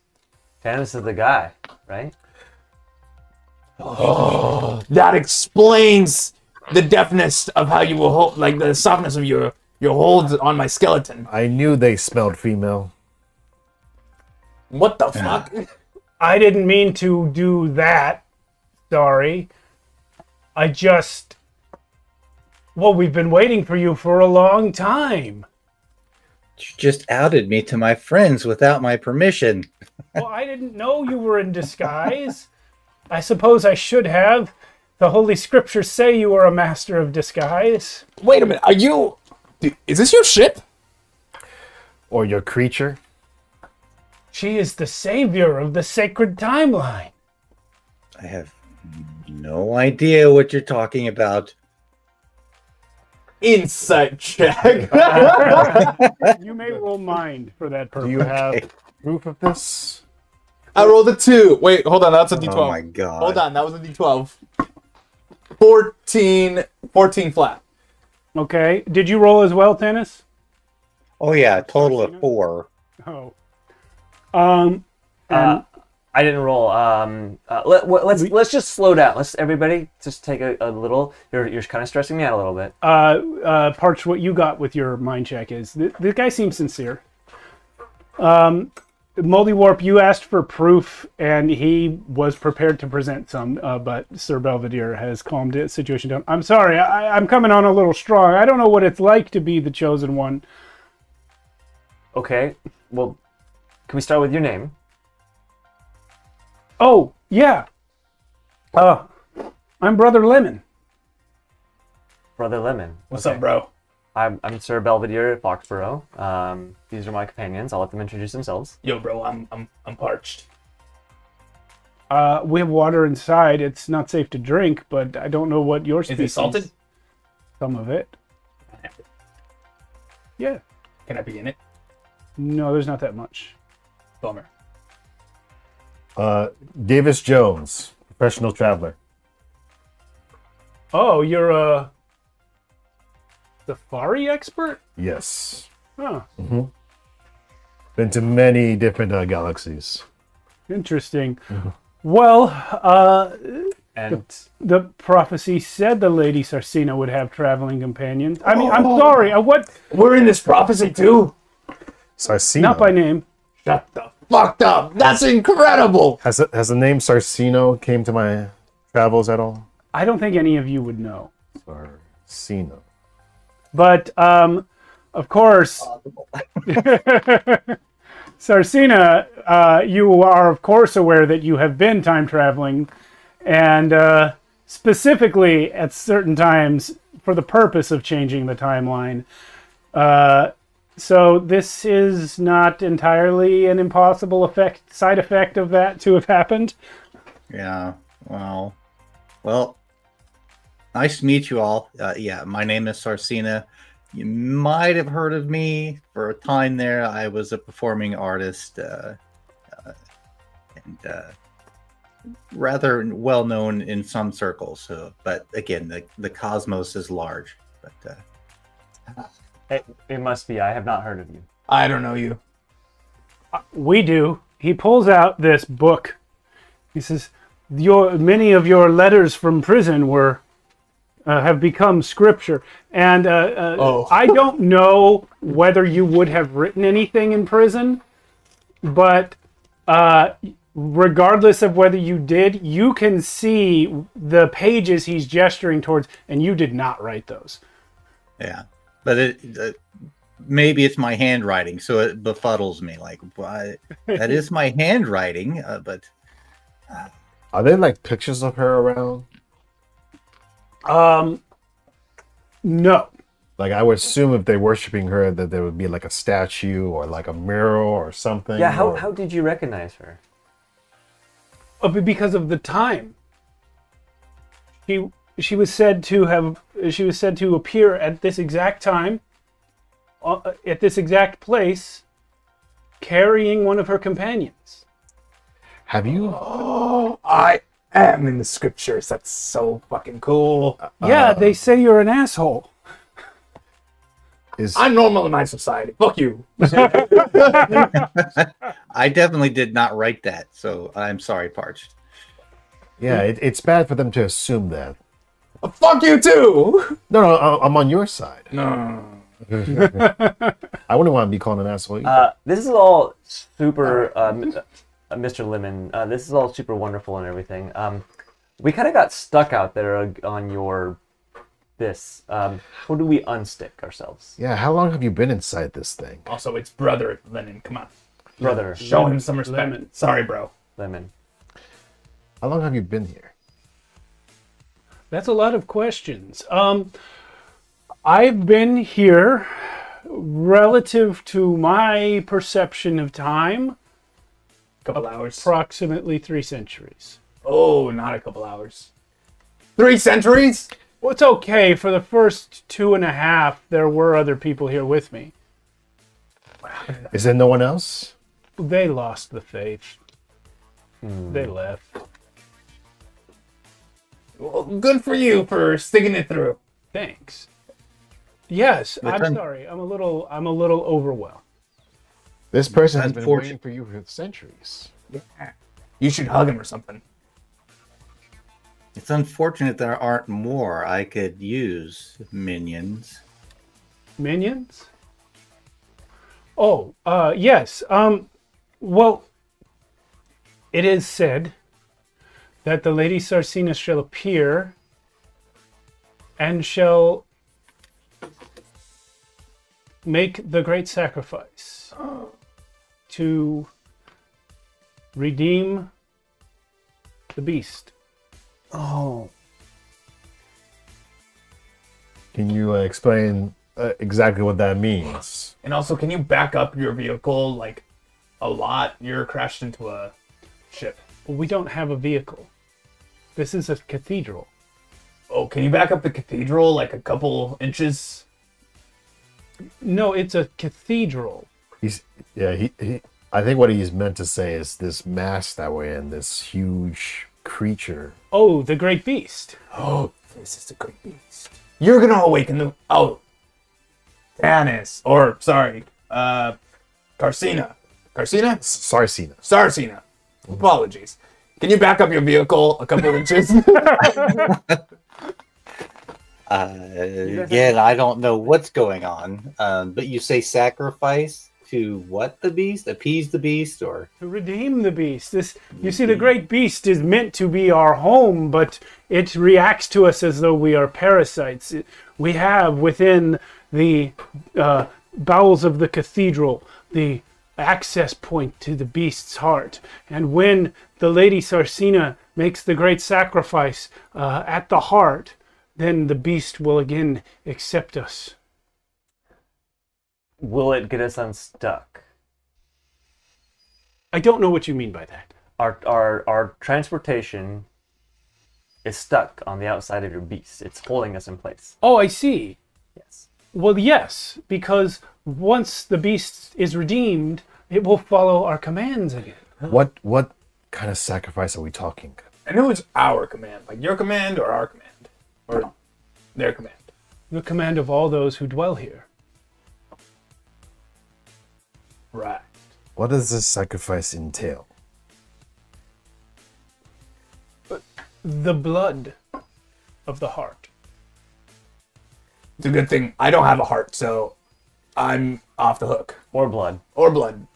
But it must be the heart of the Lady Sarcina, for it has to be that which can hold the memories of many timelines. We hear you. Let's talk amongst ourselves for a little bit. It's like I just sort of like start stepping backwards away from the conversation. No, we're walking towards you. I'm still on you. Wait, stop it. Stop moving. I don't know about sacrificing myself. Well, if it's How just is a that little bit even- of blood. I think you're right. I don't think we should option. I guess we could try a little bit of blood if that works. But He did say heart blood. heart blood. Oh, Okay, heart so probably a lot of blood. Well, the heart pumps out blood, so it's from the heart. We won't even. We're not even optioning that. That's super last resort. I think we should try to find another way to relieve ourselves of this bind before we get to that. And then, so what do you think? That caused so much trouble in my past, and I thought that my prison cell was my penance, my payment for what I had done wrong. The fuck you do? I think it's But okay. maybe this is my true way to redemption. But to answer your question,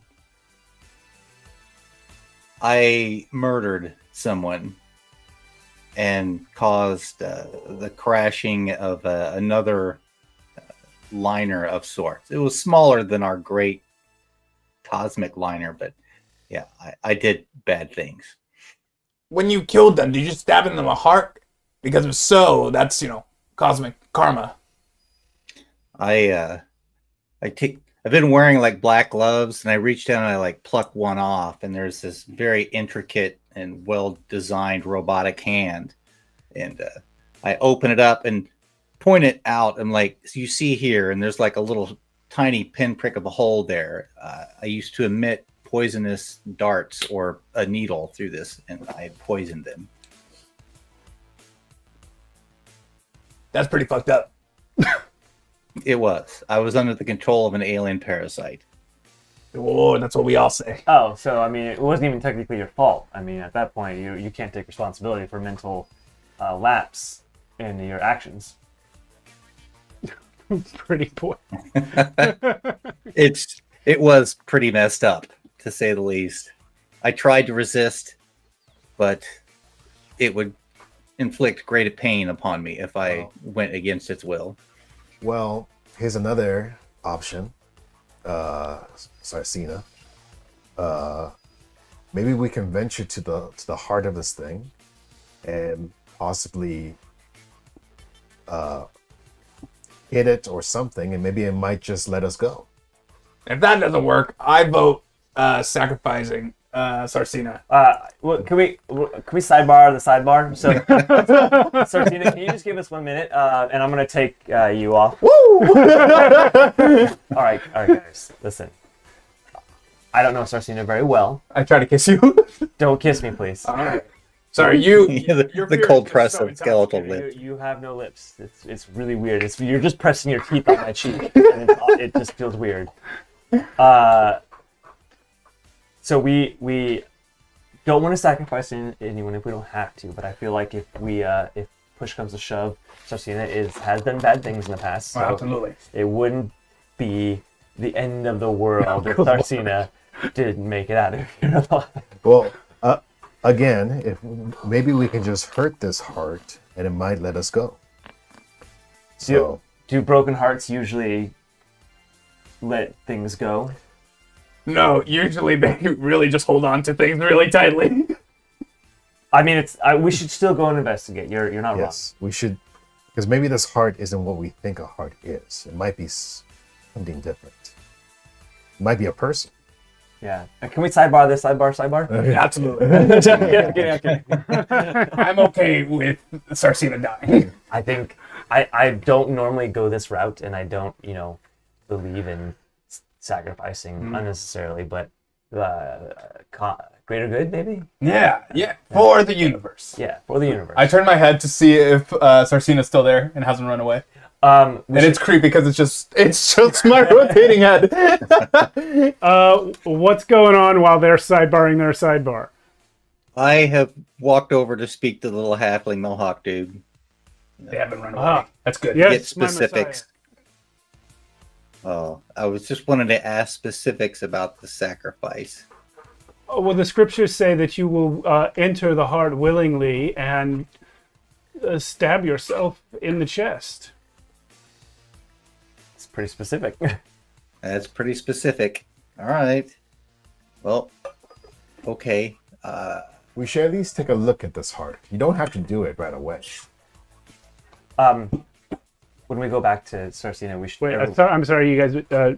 She's alone with the okay. Yeah, that's what I was trying to. Yeah. Do you say anything else to him? Like, well, again, as I was saying before, it could be my true path to redemption, to release my soul into the cosmos free of burden. So if it comes to it, I guess I will do it willingly. Well, your many efforts to restore the true timeline have been recorded. Your many sacrifices of self prior to the great sacrifice will always be remembered. So as you say, there are others of me in the cosmos. No, you look at the scriptures and you see that what he's referring to seems to be the list of all of your previous efforts to atone for what you did. But the murder that you mentioned to these guys is not recorded in the book. Only your good deeds are in here. Great. So it's a noble sacrifice. It's not self-serving in this guy's eyes. Okay. And it's being presented in a way that, like, you're the protector of the timeline, like you're fixing things that went wrong. A fate I did not ask for. You do, he says, nodding sagely. Right, well, let's see what these others have to say. Sorry. Yeah, I was going to ask for a mind check. This is going to be a pretty easy one. Let's see if you can beat an 8. Do it! 17 on the dice, so yeah, 19. That's pretty wildly beating an 8. So you remember what he said a minute ago about redeeming the beast will put it under the control of all who dwell here. You also remember what he said shortly before that there were other people here with him for the first 2.5 centuries, meaning he's the only person who dwells here and has been for 50 years. He keeps saying we, but there's no one else here. You're going to say, my thought, like, maybe there's other life forms somewhere else on this massive creature, but I can't know that for sure. You can't know that for sure, of course. But as far as the people that he keeps saying we, as though he's referring to other members of his cult, and there's no other members. He's already told you that. Well. Okay. Well. Right. Let's see what these other three have to say. Yeah, what are you guys up to? When we go back to everyone just act normal, act normal. Yeah. So don't worry, we're gonna try to keep you alive. Definitely keep them alive. We're gonna look for a different alternative route. Yeah. I still think we should check out this heart and see if there's any other options we can find. No, we're not gonna kill them. Oh, that's not what you said. Yeah, we're going there anyway, so I think it'll work. I think we should. Have a look. Brother Lemon, is there a path to this heart that we must take, or are you going to show us? He points to a stairway. Yeah, it's this way. Oh, great. Come on. He will lead you guys downstairs to a basement, and then down some more stairs to a sub-basement. I'm taking like half steps to keep up with him, or to stay at his pace. Yeah. You can walk on your knees. And you... eventually, he's in like a third basement level down. And then there is like a trap door with like a vault crank on it to open it. He opens that up, and it's like a slope down of flesh monster. Only at this part, it's not like the exterior skin, which is most of what you guys have seen. It seems to actually be going under the skin and inside the body, and there's a tunnel there wide enough for two to walk abreast. Gross. Yep. He says, the heart is this way. Follow. Okay. Can we not appeal to the mind? Whose mind? Well, I assume this thing has a heart, so it must have a mind of some sort, right? The great beast? Yeah. No. Okay. Hypothetically speaking, what if Sarcina was cloned, and that clone killed itself? I'm not a scientist. I'm a man of faith. Well, I have faith in science. Okay. He pats your head. Sarcina, are you coming down with them? Yeah, I'm kind of trailing behind, but I am following, yeah. I guess Parched right there yelling over my shoulder at the others. So I have a plan for you, Parch. Oh, Gotcha, boy. Parched. Now, when you say that, what do you mean? Do skeletons get fear? No, it's all good. I was just player talk. I feel fear, and I'm intoxicated by it. Good Lord. Why do your people not just constantly like watch horror movies? They probably do. Feed on their own fear. But they build up a resistance to it after a while. Oh yeah, that's true. Absolutely. Yeah, for sure. Okay. We are our own horror movies. Anyway, the tunnel. You guys are going through this sort of squishy red flesh tunnel, and you start to see veins and other sorts of like branching pieces of sinew and things in the walls around you, and then some of them are pulsing with light. And this light gets brighter as you go further along. Brother Lemon leads you through branching passageways, and as you go along, wherever a new passageway meets yours, it gets wider and wider, and the light gets brighter and brighter, and you begin to understand that what you're seeing are nerve impulses traveling along this creature's nerves, and you're going closer and closer to where they all meet. Fuck's sake. I've rolled over the cord with the wheels of the chair. All right. Eventually, you come to a spot where a whole bundle of these nerves are meeting up, and they, in front of you, it's like a solid wall, but the nerve impulses are going down. And looking down, you see this like gray substance, squishier than what is around you, and all of the light is sort of pulsating through it and spreading out. You get the sense that what you're looking at, he's calling it the heart, but you get the sense that what you're looking at is a tiny fraction of this creature's gigantic brain. I think this is what Never mind. It's fine. Is there an entrance to this brain/heart? It is possible to reach down and touch it, but there's no place to walk or anything like that. You're looking at a mound of flesh, or a mound of tissue, I should say. I'm supposed to enter this heart. Well, I'm pretty sure they meant like right here, and then the blood goes down. That seems to be what the scriptures. Oh, they meant to drape it with your blood. Hmm. The Lady Sarcina must stab herself and let the heart's blood flow down upon the creature's heart. How do we know this will work? Yeah. Well, it's prophesied.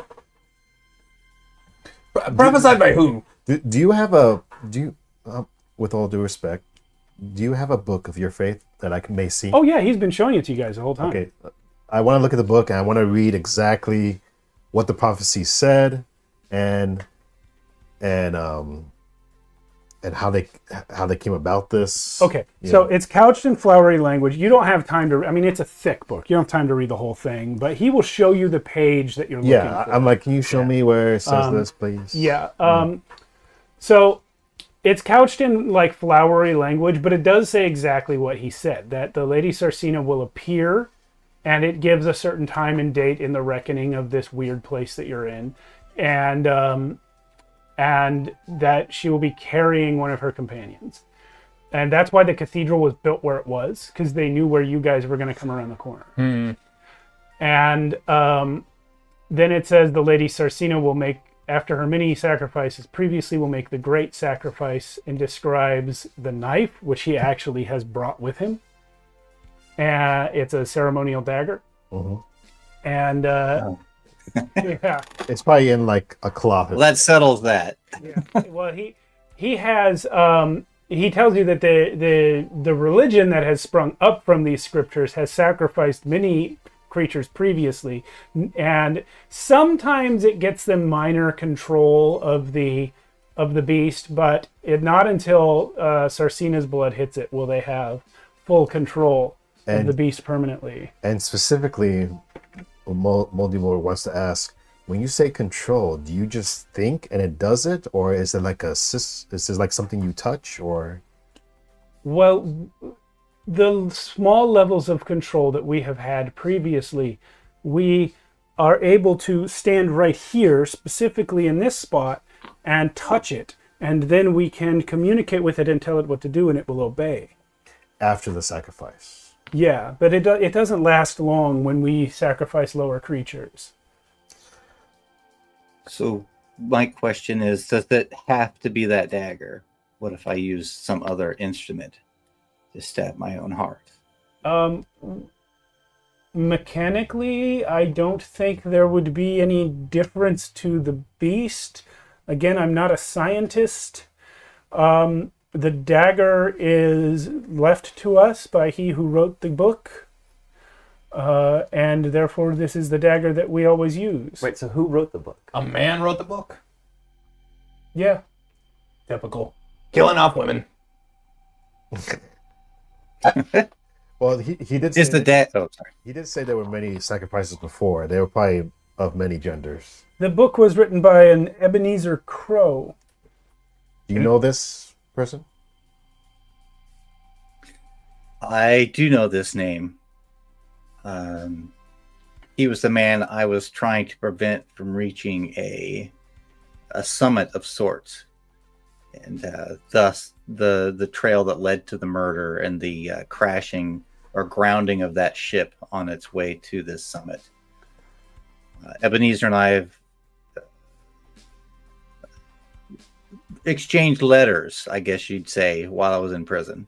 Well, something else you know about Ebenezer Crow is that the last time you saw him, he had been taken over by a demon, which had actually been with him, buried in his subconscious for a long time, but took control. And you may remember this is the last thing we saw of Ebenezer in Brutal Imperilement in the Bag of Infinite Holding, when his his demon was sort of released and took over in a Jekyll and Hyde kind of way.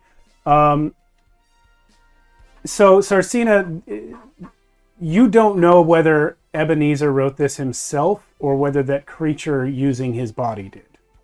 Yeah. You know some fucked up people. This was Brian Crenshaw's character, by the way. Yeah.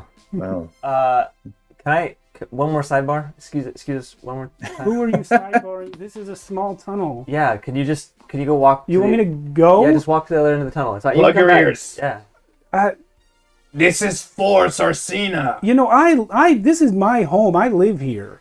Please? Then stay here and we're gonna walk over there. All right, fine, whatever. God. He's gonna leave. He's gonna go. Okay. All right, guys. New plan.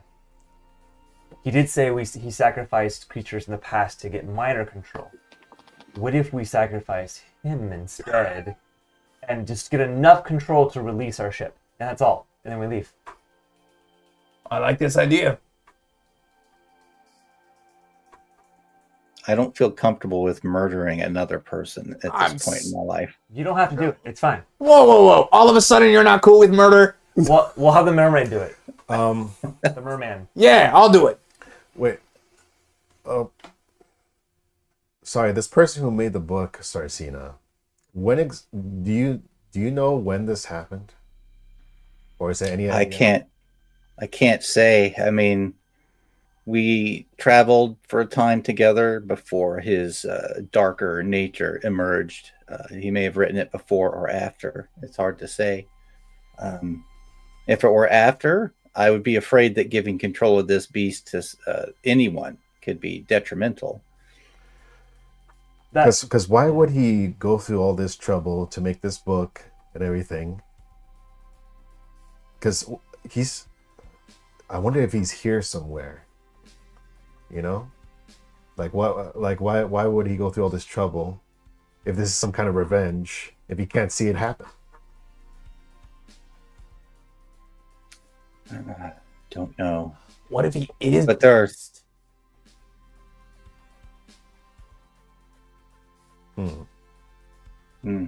there are still hundreds of people alive on that ship. I don't suppose everybody came out on the deck, but the vast majority did. There are still people to save. Not on our ship. Except the pilot, Bread. I like Bread though. Bread's cool. Worth saving. This place is gigantic. I don't know if you want to sell this right now. We could try to walk around and try to look if there's any other places. Maybe we'll find more people. But how intelligent was this Ebenezer guy? Very. Very. Very. Do you think this is? To me, it sounds like this is part of his ploy to kill you. Yes. To kill you, or Yes. to gain some other power, or somehow use you. It's hard to tell if this will actually bring any good. Yes, and because how much time if all of his saying is true, this is like a decade-long plan, more than that, centuries-long plan. Yeah. So there's no way I could see a man like this go through all this trouble and not be somewhere in the shadows watching.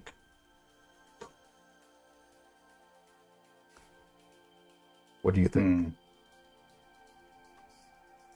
You guys keep you're putting this on me. It's my life. It's my choice.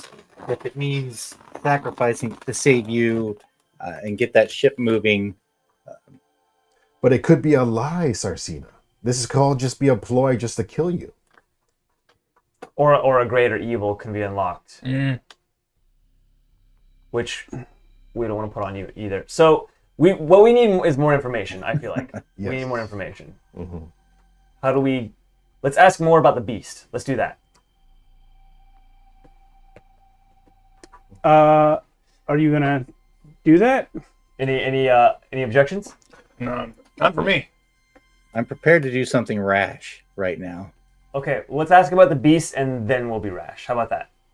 I hope it's not using my body in any way. I hope it is using his body in all the ways. You need consent in a lot of ways. Can I do something rash? Yep. Real quick, Steve. You may. I'm going to lift Parched off of me, and this is before our friend with the dagger comes back. I'm going to snap out one of Parch's ribs, jam it up under my rib cage, and dive off onto the brain. Oh wow! I don't think. That's very rash. I would like to. Oh. Okay. Would I be able to? You have an opportunity to stop me or have something. A split second to react. You cannot stop her from stabbing herself, but you will have a split second before she disappears down that hole if you want to react in any way. I feel like I need to beat something to. Sorry, Parched. Hold on. Okay, if you think you're in danger of fainting, then roll a mind check. That's just a d20 and beat d20 plus your mind modifier, and roll, let's say, beat 12. 14. Okay, you stay conscious. What were you going to say, Parched?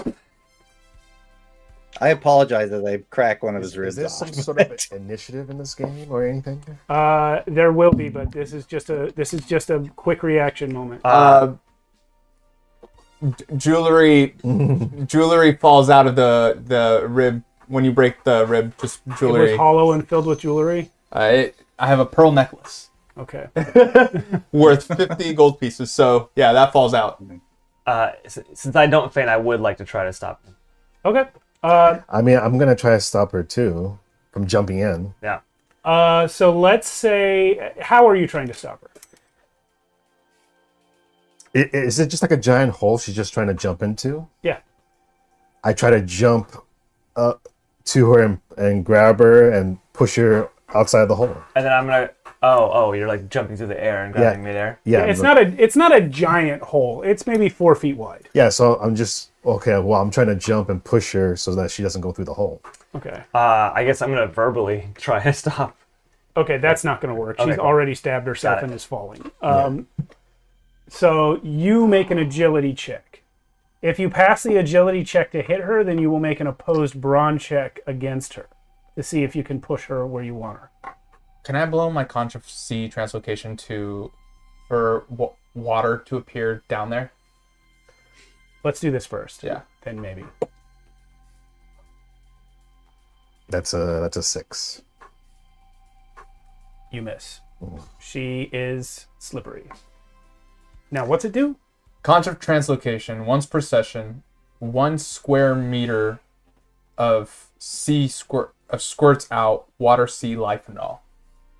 I'm trying to create something to catch her fall. Yeah. The closest thing to a sea in this vicinity would be cerebral fluid. Great.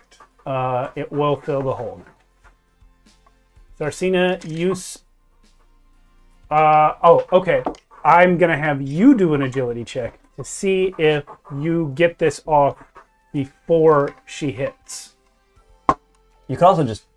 Never mind. That's going to be a 10. So you probably reach the brain matter down there around the same time the cerebral fluid starts to fill up. So you are cushioned a little bit as you hit it. And you see, Sarcina, as this rib bone pierces your heart, and your blood flows out into this creature's cerebral fluid. You are going to take... We're hand-waving the physical damage, by the way. So don't worry about that for now. You're going to take 3... Oh, hello. You're going to take 3 mind damage. I am? Yep. Okay. Note that. As your timeline corrupted blood mingles with the cerebral fluid of this creature, you hear in its thoughts, the word agony.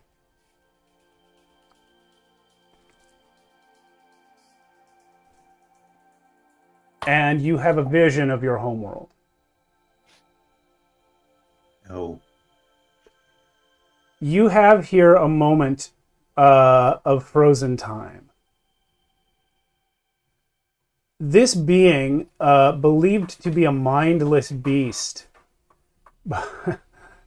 believed to be a mindless beast by Brother Lemon, is in fact massively intelligent.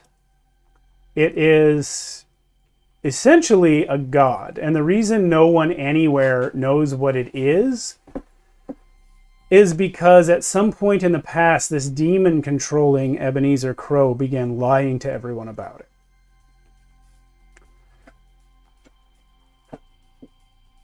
He is trying to kill you.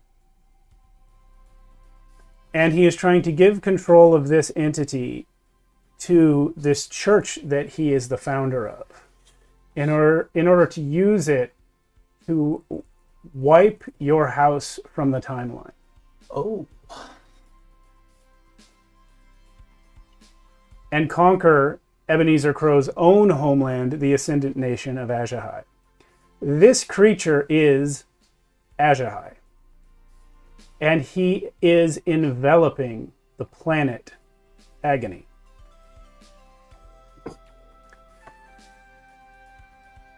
What you can do here is make a choice.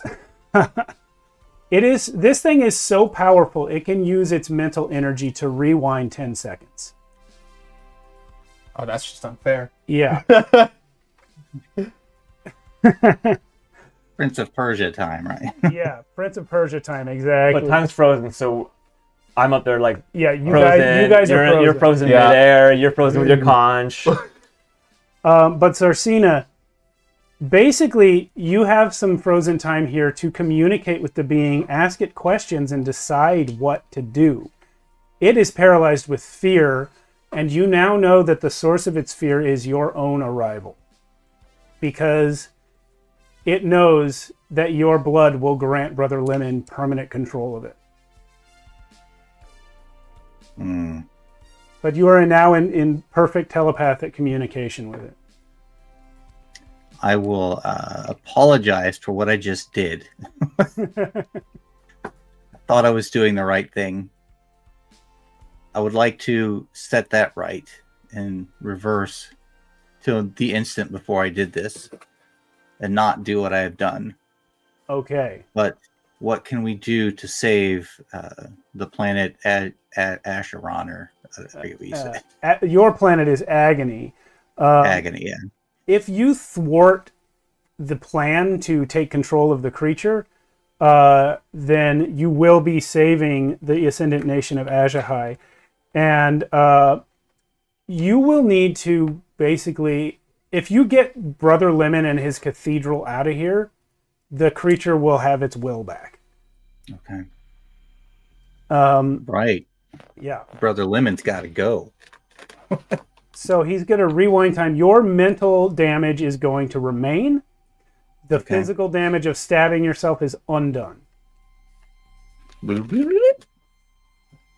Sorry, Perch. I still have your rib in my hand. Yeah, you guys see Sarsina reach out, break off Parched rib, go to stab herself, and then stop.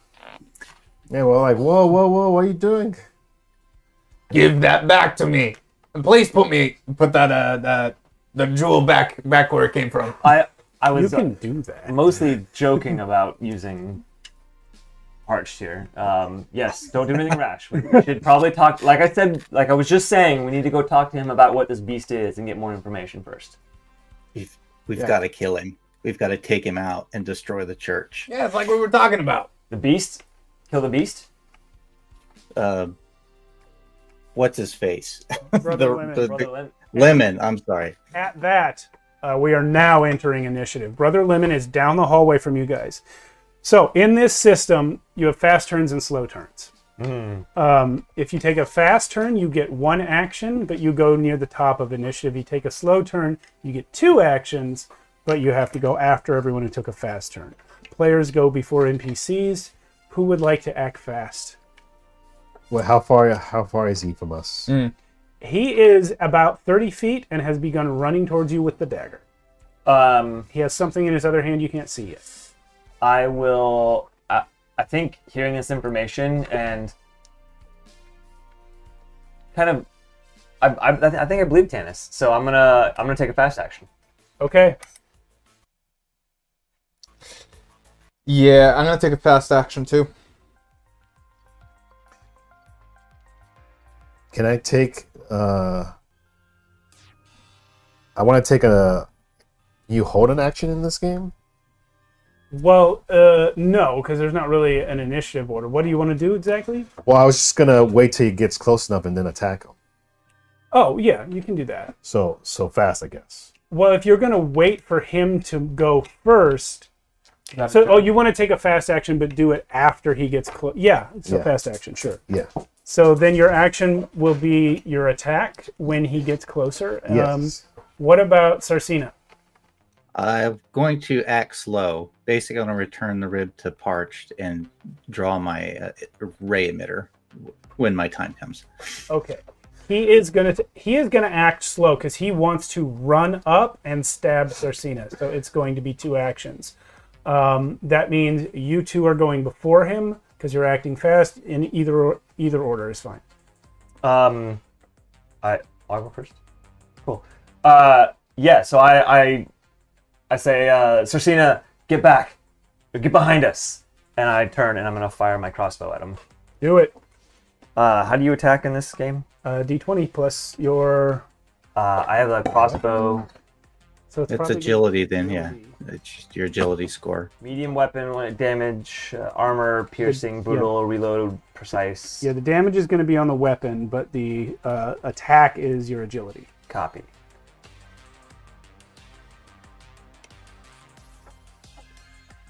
All right. There's a straight 0 or 14 on the dice plus 0. So. Okay, what kind of weapon? Crossbow? Crossbow. Okay. The bolt actually sticks in the robe that he's wearing. It is unnaturally thick and impenetrable. Fuck. 14 does not hit. Parched. I am going to do Pestilence. You may exude a cloud or glob of pure darkness from your decaying body over a close target. Are they close? I believe he will be if you want to hold this until he gets close. Let me. I need to check what the ranges are. It's similar to Beyond with the ranges. Yeah. I think there's like 3 different. Yeah, I think so. Do you remember the range zones, Mia, in this one? Close. I was just looking on page 22, I believe it has that. Yeah. Hey, Patty, in YouTube. I know it was a while ago. Hopefully you're still here. Maybe that's not there. Hold on.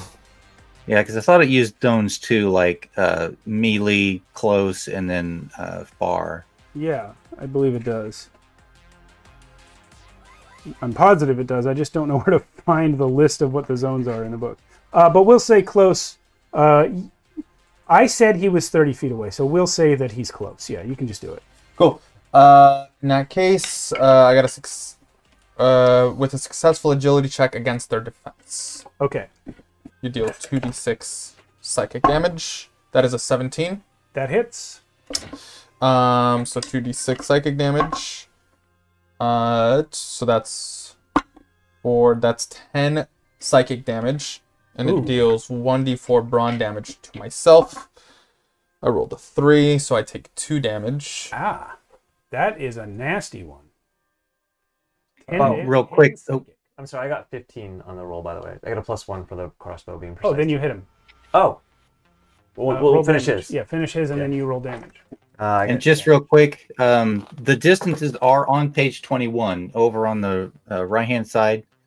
3 rough units of measurement. Yeah, short, close, outside, short, and long. Okay, so close is like you can get there in a few steps. Or let's see. A short distance requires a combat action to traverse, and long. Okay. Well, we'll keep it the way it was, but technically you should have waited for him to get a little closer before you did it. I mean, I can do that. If he has to spend an action to traverse the distance, then he's at short range, not long range. What's that damage? 8 damage, and it's armor piercing, so it ignores any armor. Physical? Yeah. Ooh. Okay. He's in rough shape both mentally and physically before he gets anywhere near you guys. Yes, with the wrong. And he is now. So you shoot him. He gets closer. Your cloud goes off and fucks up his mind. Moldy Warp. He's now in range of whatever you were gonna do. 8 on the die. Man, this is a crucial moment. Is this a melee attack? Yeah, this is a melee attack. Yeah. Reroll is 6 wonder, right? Yeah, I think so. That's too much. I don't want to waste all that on this. No, I'm just gonna miss. Okay. So he chose to act slow, and we already narrated that he ran forward. Technically, players go first, but Tanis, what are you gonna? Or Sarcina, what are you gonna do? I have that ray emitter. I would like to shoot at him. Okay. I'm just double checking because it's got the brutal and destructive tags. I don't have those notated here. Brutal means you roll the damage twice and pick the highest, which actually is how I got 8. Okay. And then Destructive, I don't know, but it's got to be on the same page. It's yeah. Well, I got to hit him first. So +1 to my die roll. Yeah. And ooh, it's a 19 total on the die. Yeah, total God, with you my guys are rolling more +1. than me. oh, back cover. The inside back cover has the tags. Okay. Thank you. So brutal is what Matt said. Roll the damage twice, take the better. Destructive only applies on a crit. On a critical success, renders opponents. Yeah. Right. Well, I 3 points damage. I'm here fumbling with my crossbow, extremely jealous of that ray gun thing. He has gotten. He has spent his action running. He has, on the way there, been shot by a crossbow, shot by a laser, and barfed at by an undead. What did you try to hit him with? I tried hitting him with my claws. You missed. But I guess he either got hit by something that I missed him. Well, I think your claws probably gave him a haircut. Because he's short. Like you. Yeah, he's got that mohawk. It's shorter now. But he runs up to Sarcina with that dagger. He's going to get 1 attack in. Oh my gosh. I have an 11 defense, so yeah, that's not much.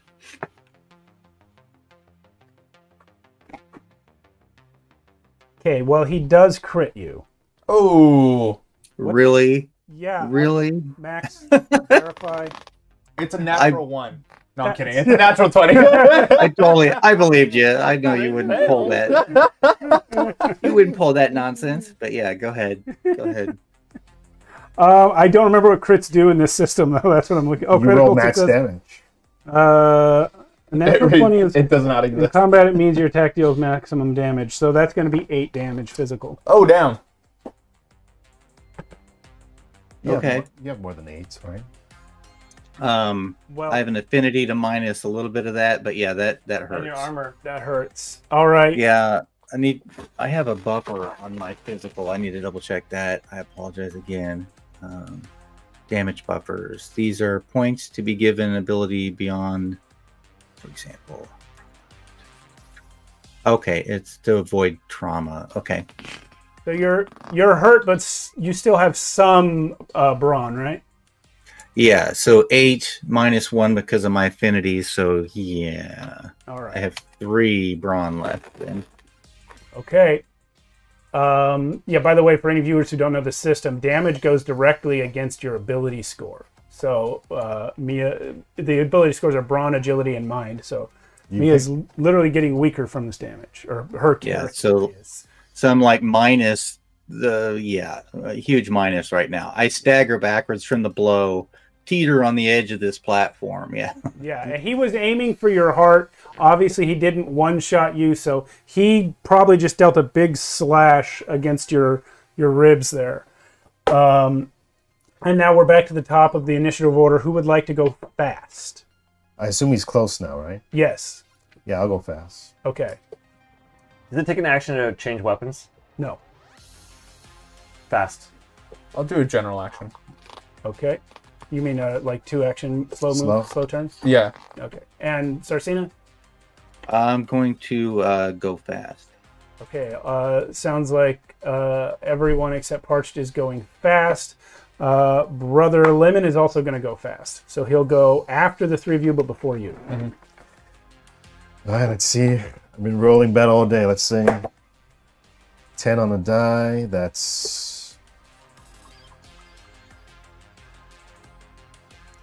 Is it our brawl? Yeah. So it's +3. It doesn't so hit. 13. It's AC's 15.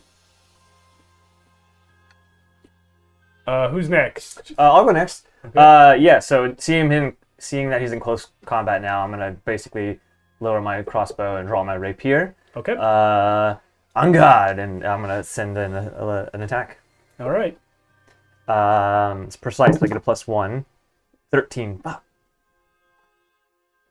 I assume that misses. You both miss. And Sarcina. I say I probably should have gone first, but I'm going to cast a spell. Okay. The hand with the emitter like comes up to like staunch the flow of blood, but I extend my other hand and I cast a Curse of Torment. Oh, which what's is a that? medium spell. Does 1d6 mind damage. Casting the spell lays a curse on a target within short range for the duration of the spell. All damage the target takes gains the excruciating tag. It's not the camera. It's not the camera. I'm sorry, Mia. We didn't pay attention because something just happened here. Oh, never mind. Never mind. It was nothing. Can you repeat that, please? Casting the spell lays a curse on the target. For the duration of the spell, all damage the target takes gains the excruciating tag. As I run out of air. Each time the target loses an action because of this spell, they may make an opposed mind check to end the curse. Okay, so let's see that. The excruciating tag means if the attack deals damage, the target loses one of their actions to pain the next turn. So, it's his turn now. That spell takes effect. It's a d6 mind damage on my initial attack, so yeah. Oh, right. I missed that bit. Okay. And how much damage did you roll? 2. For his turn, he dies. Oh. Yeah. He's coming at you with the knife. He slashes your ribs. These guys take their swipes at him and miss. Knife's covered in blood. There's blood spilling everywhere. He's already taken this crazy barf spell from Parched. Yeah. And then you deal extra mind damage to him. Like, he'd already taken 10. You deal extra mind damage to him, and that's it. He falls down, and the body cannot live without the mind. He's done. Sarcina, did I see you cast a spell there? I did. No, I don't know if I've ever mentioned this. I try to present myself a little nicer. I'm trying to become the greatest necromancer in Western Atlantis and beyond. Okay, Eric. Not anymore. Now, I would love to be your apprentice. I only know 2 spells. I couldn't help you with more than that. I know. Well, I was going to say, hey, this could be our opportunity. Let's throw this guy into the brain. I was just going to say, as a matter of fact, the wounds that he was dealt from the 2 ranged attacks earlier are bleeding. Yeah. And where he has fallen, right next to Sarcina, he is also right next to that opening. And his blood has dripped into the cerebral fluid that Parched filled the hole with earlier and is now mingling with the brain. You feel a shuddering as that happens. And a pulsing goes out through this flesh creature that you're standing in. When you return to the cathedral, you will find that Sarcina, you specifically, but everyone a little bit, has full telepathic contact with the being. And, I'm leaning heavy on moldy warp on the way up those stairs. Yeah. okay. And yeah, the creature is, it's not like the telepathic contact you had in your vision of the future. It is more like you have the ability to command it. And you know from what Brother Lemon said that this is going to wear off. But for now, you have control of it. Of the whole thing. And I say, are you all right, Sarcina? What do you see? I'm fine, but this being is not just holding our ship; it is also holding an entire planet within it. Should we turn off gravity and then back up, or should we have it self-destruct and then like run? Well, for me, crawl, I guess, and then just like not look back as it blows up behind us. What exactly do we need to do? We need to, I guess, ask it to release anything that it is holding onto. Sarcina, when you were in contact with it before, it told you it needed this cathedral gone in order to gain control of its will again. Yeah. There is that. So we need to, I had mentioned earlier, we need to just get rid of this cathedral. It is also impeding its ability to do its own thing. Oh, does anyone have any explosives? I have exactly one. I got a knick-knack for... There is a bomb. Yep, the cathedral has been ensorcelled that as long as it is here, the creature is in pain and not in full control of its will. If you blow it up, it will be blown up. I'm no explosive expert, but is that enough, you think, to take down a 5-story cathedral? I don't know, but we can do that cool thing, throw it behind us and just like... No, I think it might require like placing it in the exact right spot to knock out the right damn pillar or something to make the whole thing come down. Don't forget, you guys have you have only spent wonder once this whole session. I was going to And say... you've been collecting more and more as we go. Well, it's a good thing I'm an expert at demolitions. Can we spend 3 wonder? Absolutely. Yeah. Spend 3 wonder. And I am now an expert at demolitions. I would also like to... all right, everyone, this is about to get hairy. Y'all did good in that fight, and Tanis, just push through this last little bit, we can do it. Let's gather our resources, gather our minds, gather our spirits. Rallying speech. I'm going to do my rallying speech, which will give us 4 more wonder points to use. Woo! And we'll heal anybody who's taking damage, which is just Tanis. 3d4. I will ask Matt to roll the 3d4. I repeat everything Belvedere says, just louder. I don't have a speech. I'm just repeating that to seem important. 7, 8, 9. Oh, that puts me right back where I was. So it's not like physical. I mean, it's physical, I guess, but it's not like I'm just healing your wounds with my words. I feel like I'm just giving you a second wind through it all. Sure. Yeah. Oh, I feel much better. God, what was it you did? I just spoke. You're so damned inspiring. I hate this character. My adrenaline's kicked in. Let's get this shit done. Multi-warp, blow that fucker up. Yeah, so I go in there, I find the exact spot to do the most damage, and I set it up. I'll even put like a timer on it so that, we can get out safely. Okay. How long do we have? It'll give us enough time, like, by the time we took to get in here and get out, so. I always hear about these things being like a minute, and then it's like super tense as we're running. Again, I'm no scientist, but would destroying the cathedral be enough? Would the debris in here not still be okay? Can I spend wonder points to become a scientist? Sure. A bomb scientist? Well, no, you're a demolitions expert. I'm a so demolitions you would expert. need to be, in order to fill in the gaps in his knowledge, you would need to be an expert on what this cathedral is. So like a magical expert. Yeah. Yeah. Sweet. Well, I am a scientist, and I actually have the information that Yeah. Belvedere does not. Actually, I gave you permission, but I'm not supposed to. They need to give you permission. Oh. Do we have permission? Yeah, that's fine. There's a nice tool there. Take it. Can I use 3 to be like a biological expert, sort of go along with my animal history to see if there's some neurological, biological damage that could be done? It's fine Up with to me. you guys. Yeah, sure. that's fine. Might as If you well. want it, if you want it. In my experience with hunting animals and stuff, does it seem like destroying the church would be enough, or would it harm this thing, and would it be enough biologically to stop whatever's happening?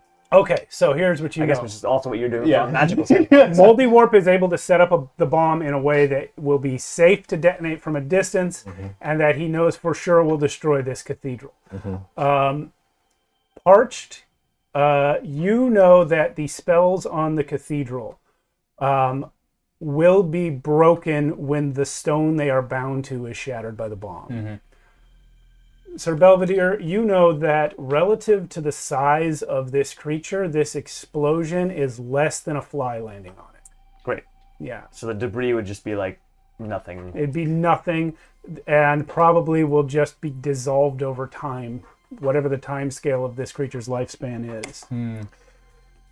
Okay. I'm going to grab that book that's got all the supposed stuff I wrote in it, Yeah. just kind of as a... I want to grab that dagger. Sure. So you guys I'm gonna grab a random knickknack and shove it up. are going to return to the steamer before you blow the bomb, I hope. Yep. Yes. Yes. Yes. So you set the time, right? So we have enough time to get I back. set up the timer, so we have enough time. Put me on the floor so I can crawl. I could even do it remotely too. I could just have a controller and just do it as soon as we You get just- back. Do you just built a controller? Yeah, Wow. yeah.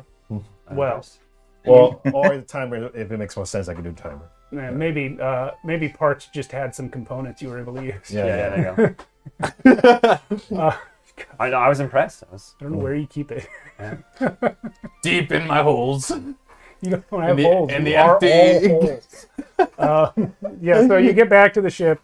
You blow up the cathedral. You can hear the explosion from the deck of the steamer. And two things happen then. The creature sort of ripples and then releases the ship. You can see its mass releasing the ship. And then it continues to like pulsate and move, and you see it sort of unwrap from around something and pull even farther away. Now, looking at it, it looks slow to your eyes, but relative to the volume of space that it's filling, it must be moving insanely fast. But it unwraps itself, and inside there is an entire planet. And it moves back away. You guys are now in far orbit of this planet. And the creature folds itself up inside the limbo space of this realm and leaves and is gone. When we get back to the cockpit, I say, "Oh, hi, Brad." You guys are now the sole you and Brad are now the sole occupants of the Great Caesar. Everyone else is gone. But the planet Agony, which at this point in its timeline has yet to develop life, is saved, and you've redeemed the great beast. And I say to Sarcina, so what's the plan for that guy who did all this to you? I don't know. I haven't seen him for a while. That's a story And for another time. Yeah, I'm like, have I experienced that adventure in the infinite bag of holding yet on this? You know, it's like, apparently I have, because I remember his demonic side coming out. So yeah. Well, I think you knew about his demonic side to some extent before that, so you wouldn't necessarily have had to see it take over to know that it could have taken over. Yeah. But yeah, that's it for this one. Thank you guys very much. Wait, so I guess the final question is, do we continue on our normal journey, or do we head back? Oh, that is a great question. You become traveling space heroes together. Yeah. Or wherever we were all going originally. You say Brad's driving. It's his call. He's the only remaining crew member. I guess it would be his call. Yeah, He's captain now. Yeah, we were Yeah, going. Captain Bread. Captain Bread. Oh yeah, that's true. We were going to the end of time. Yeah. End of time. That's right. It was just a pleasure cruise to the end of time to watch the universe die. Yeah. Well, I still would like to see that. Same here. Same here. You did buy tickets. Yeah. Credits roll. All right, thank you guys. Oh my gosh. Bravo. Well done. Well done. All right. Yeah, everyone, thank you so much for playing this one. You guys did great. Sorry if it felt a little thin. I am running a whole other game later, so prep time was interspersed. But Well, you had all week. yeah, sure did. It was great, Steve. Thank you. No, that's fantastic. This is great. That was awesome. But yeah, so scheduled at I believe to start at 2 is Best Archonia Memories, which the schedule says with Alan and Steve, but I'm actually gonna leave that to Alan and Matt because I have a little bit more prep to do for Shadows of Archonia 2 episode 27, which is later tonight. And then after that, Delta Green, which Alan will be running for us. What do you call the handler in that one? Yeah, the handler. Alan will be our handler. And That's the it. players are the agents. Yeah. All right. Can we talk? That's at 3:30, right? Yeah. Yeah, that's probably what we're gonna do. We're gonna talk memories, make characters, and I'm gonna have to build something for Delta Green. So Copy that. Sweet. All right. Well, thank you, everyone. We're going to go AFK for a bit, and then we'll be back with that later. Like literally less than, or a little over 10 minutes. We'll be right back.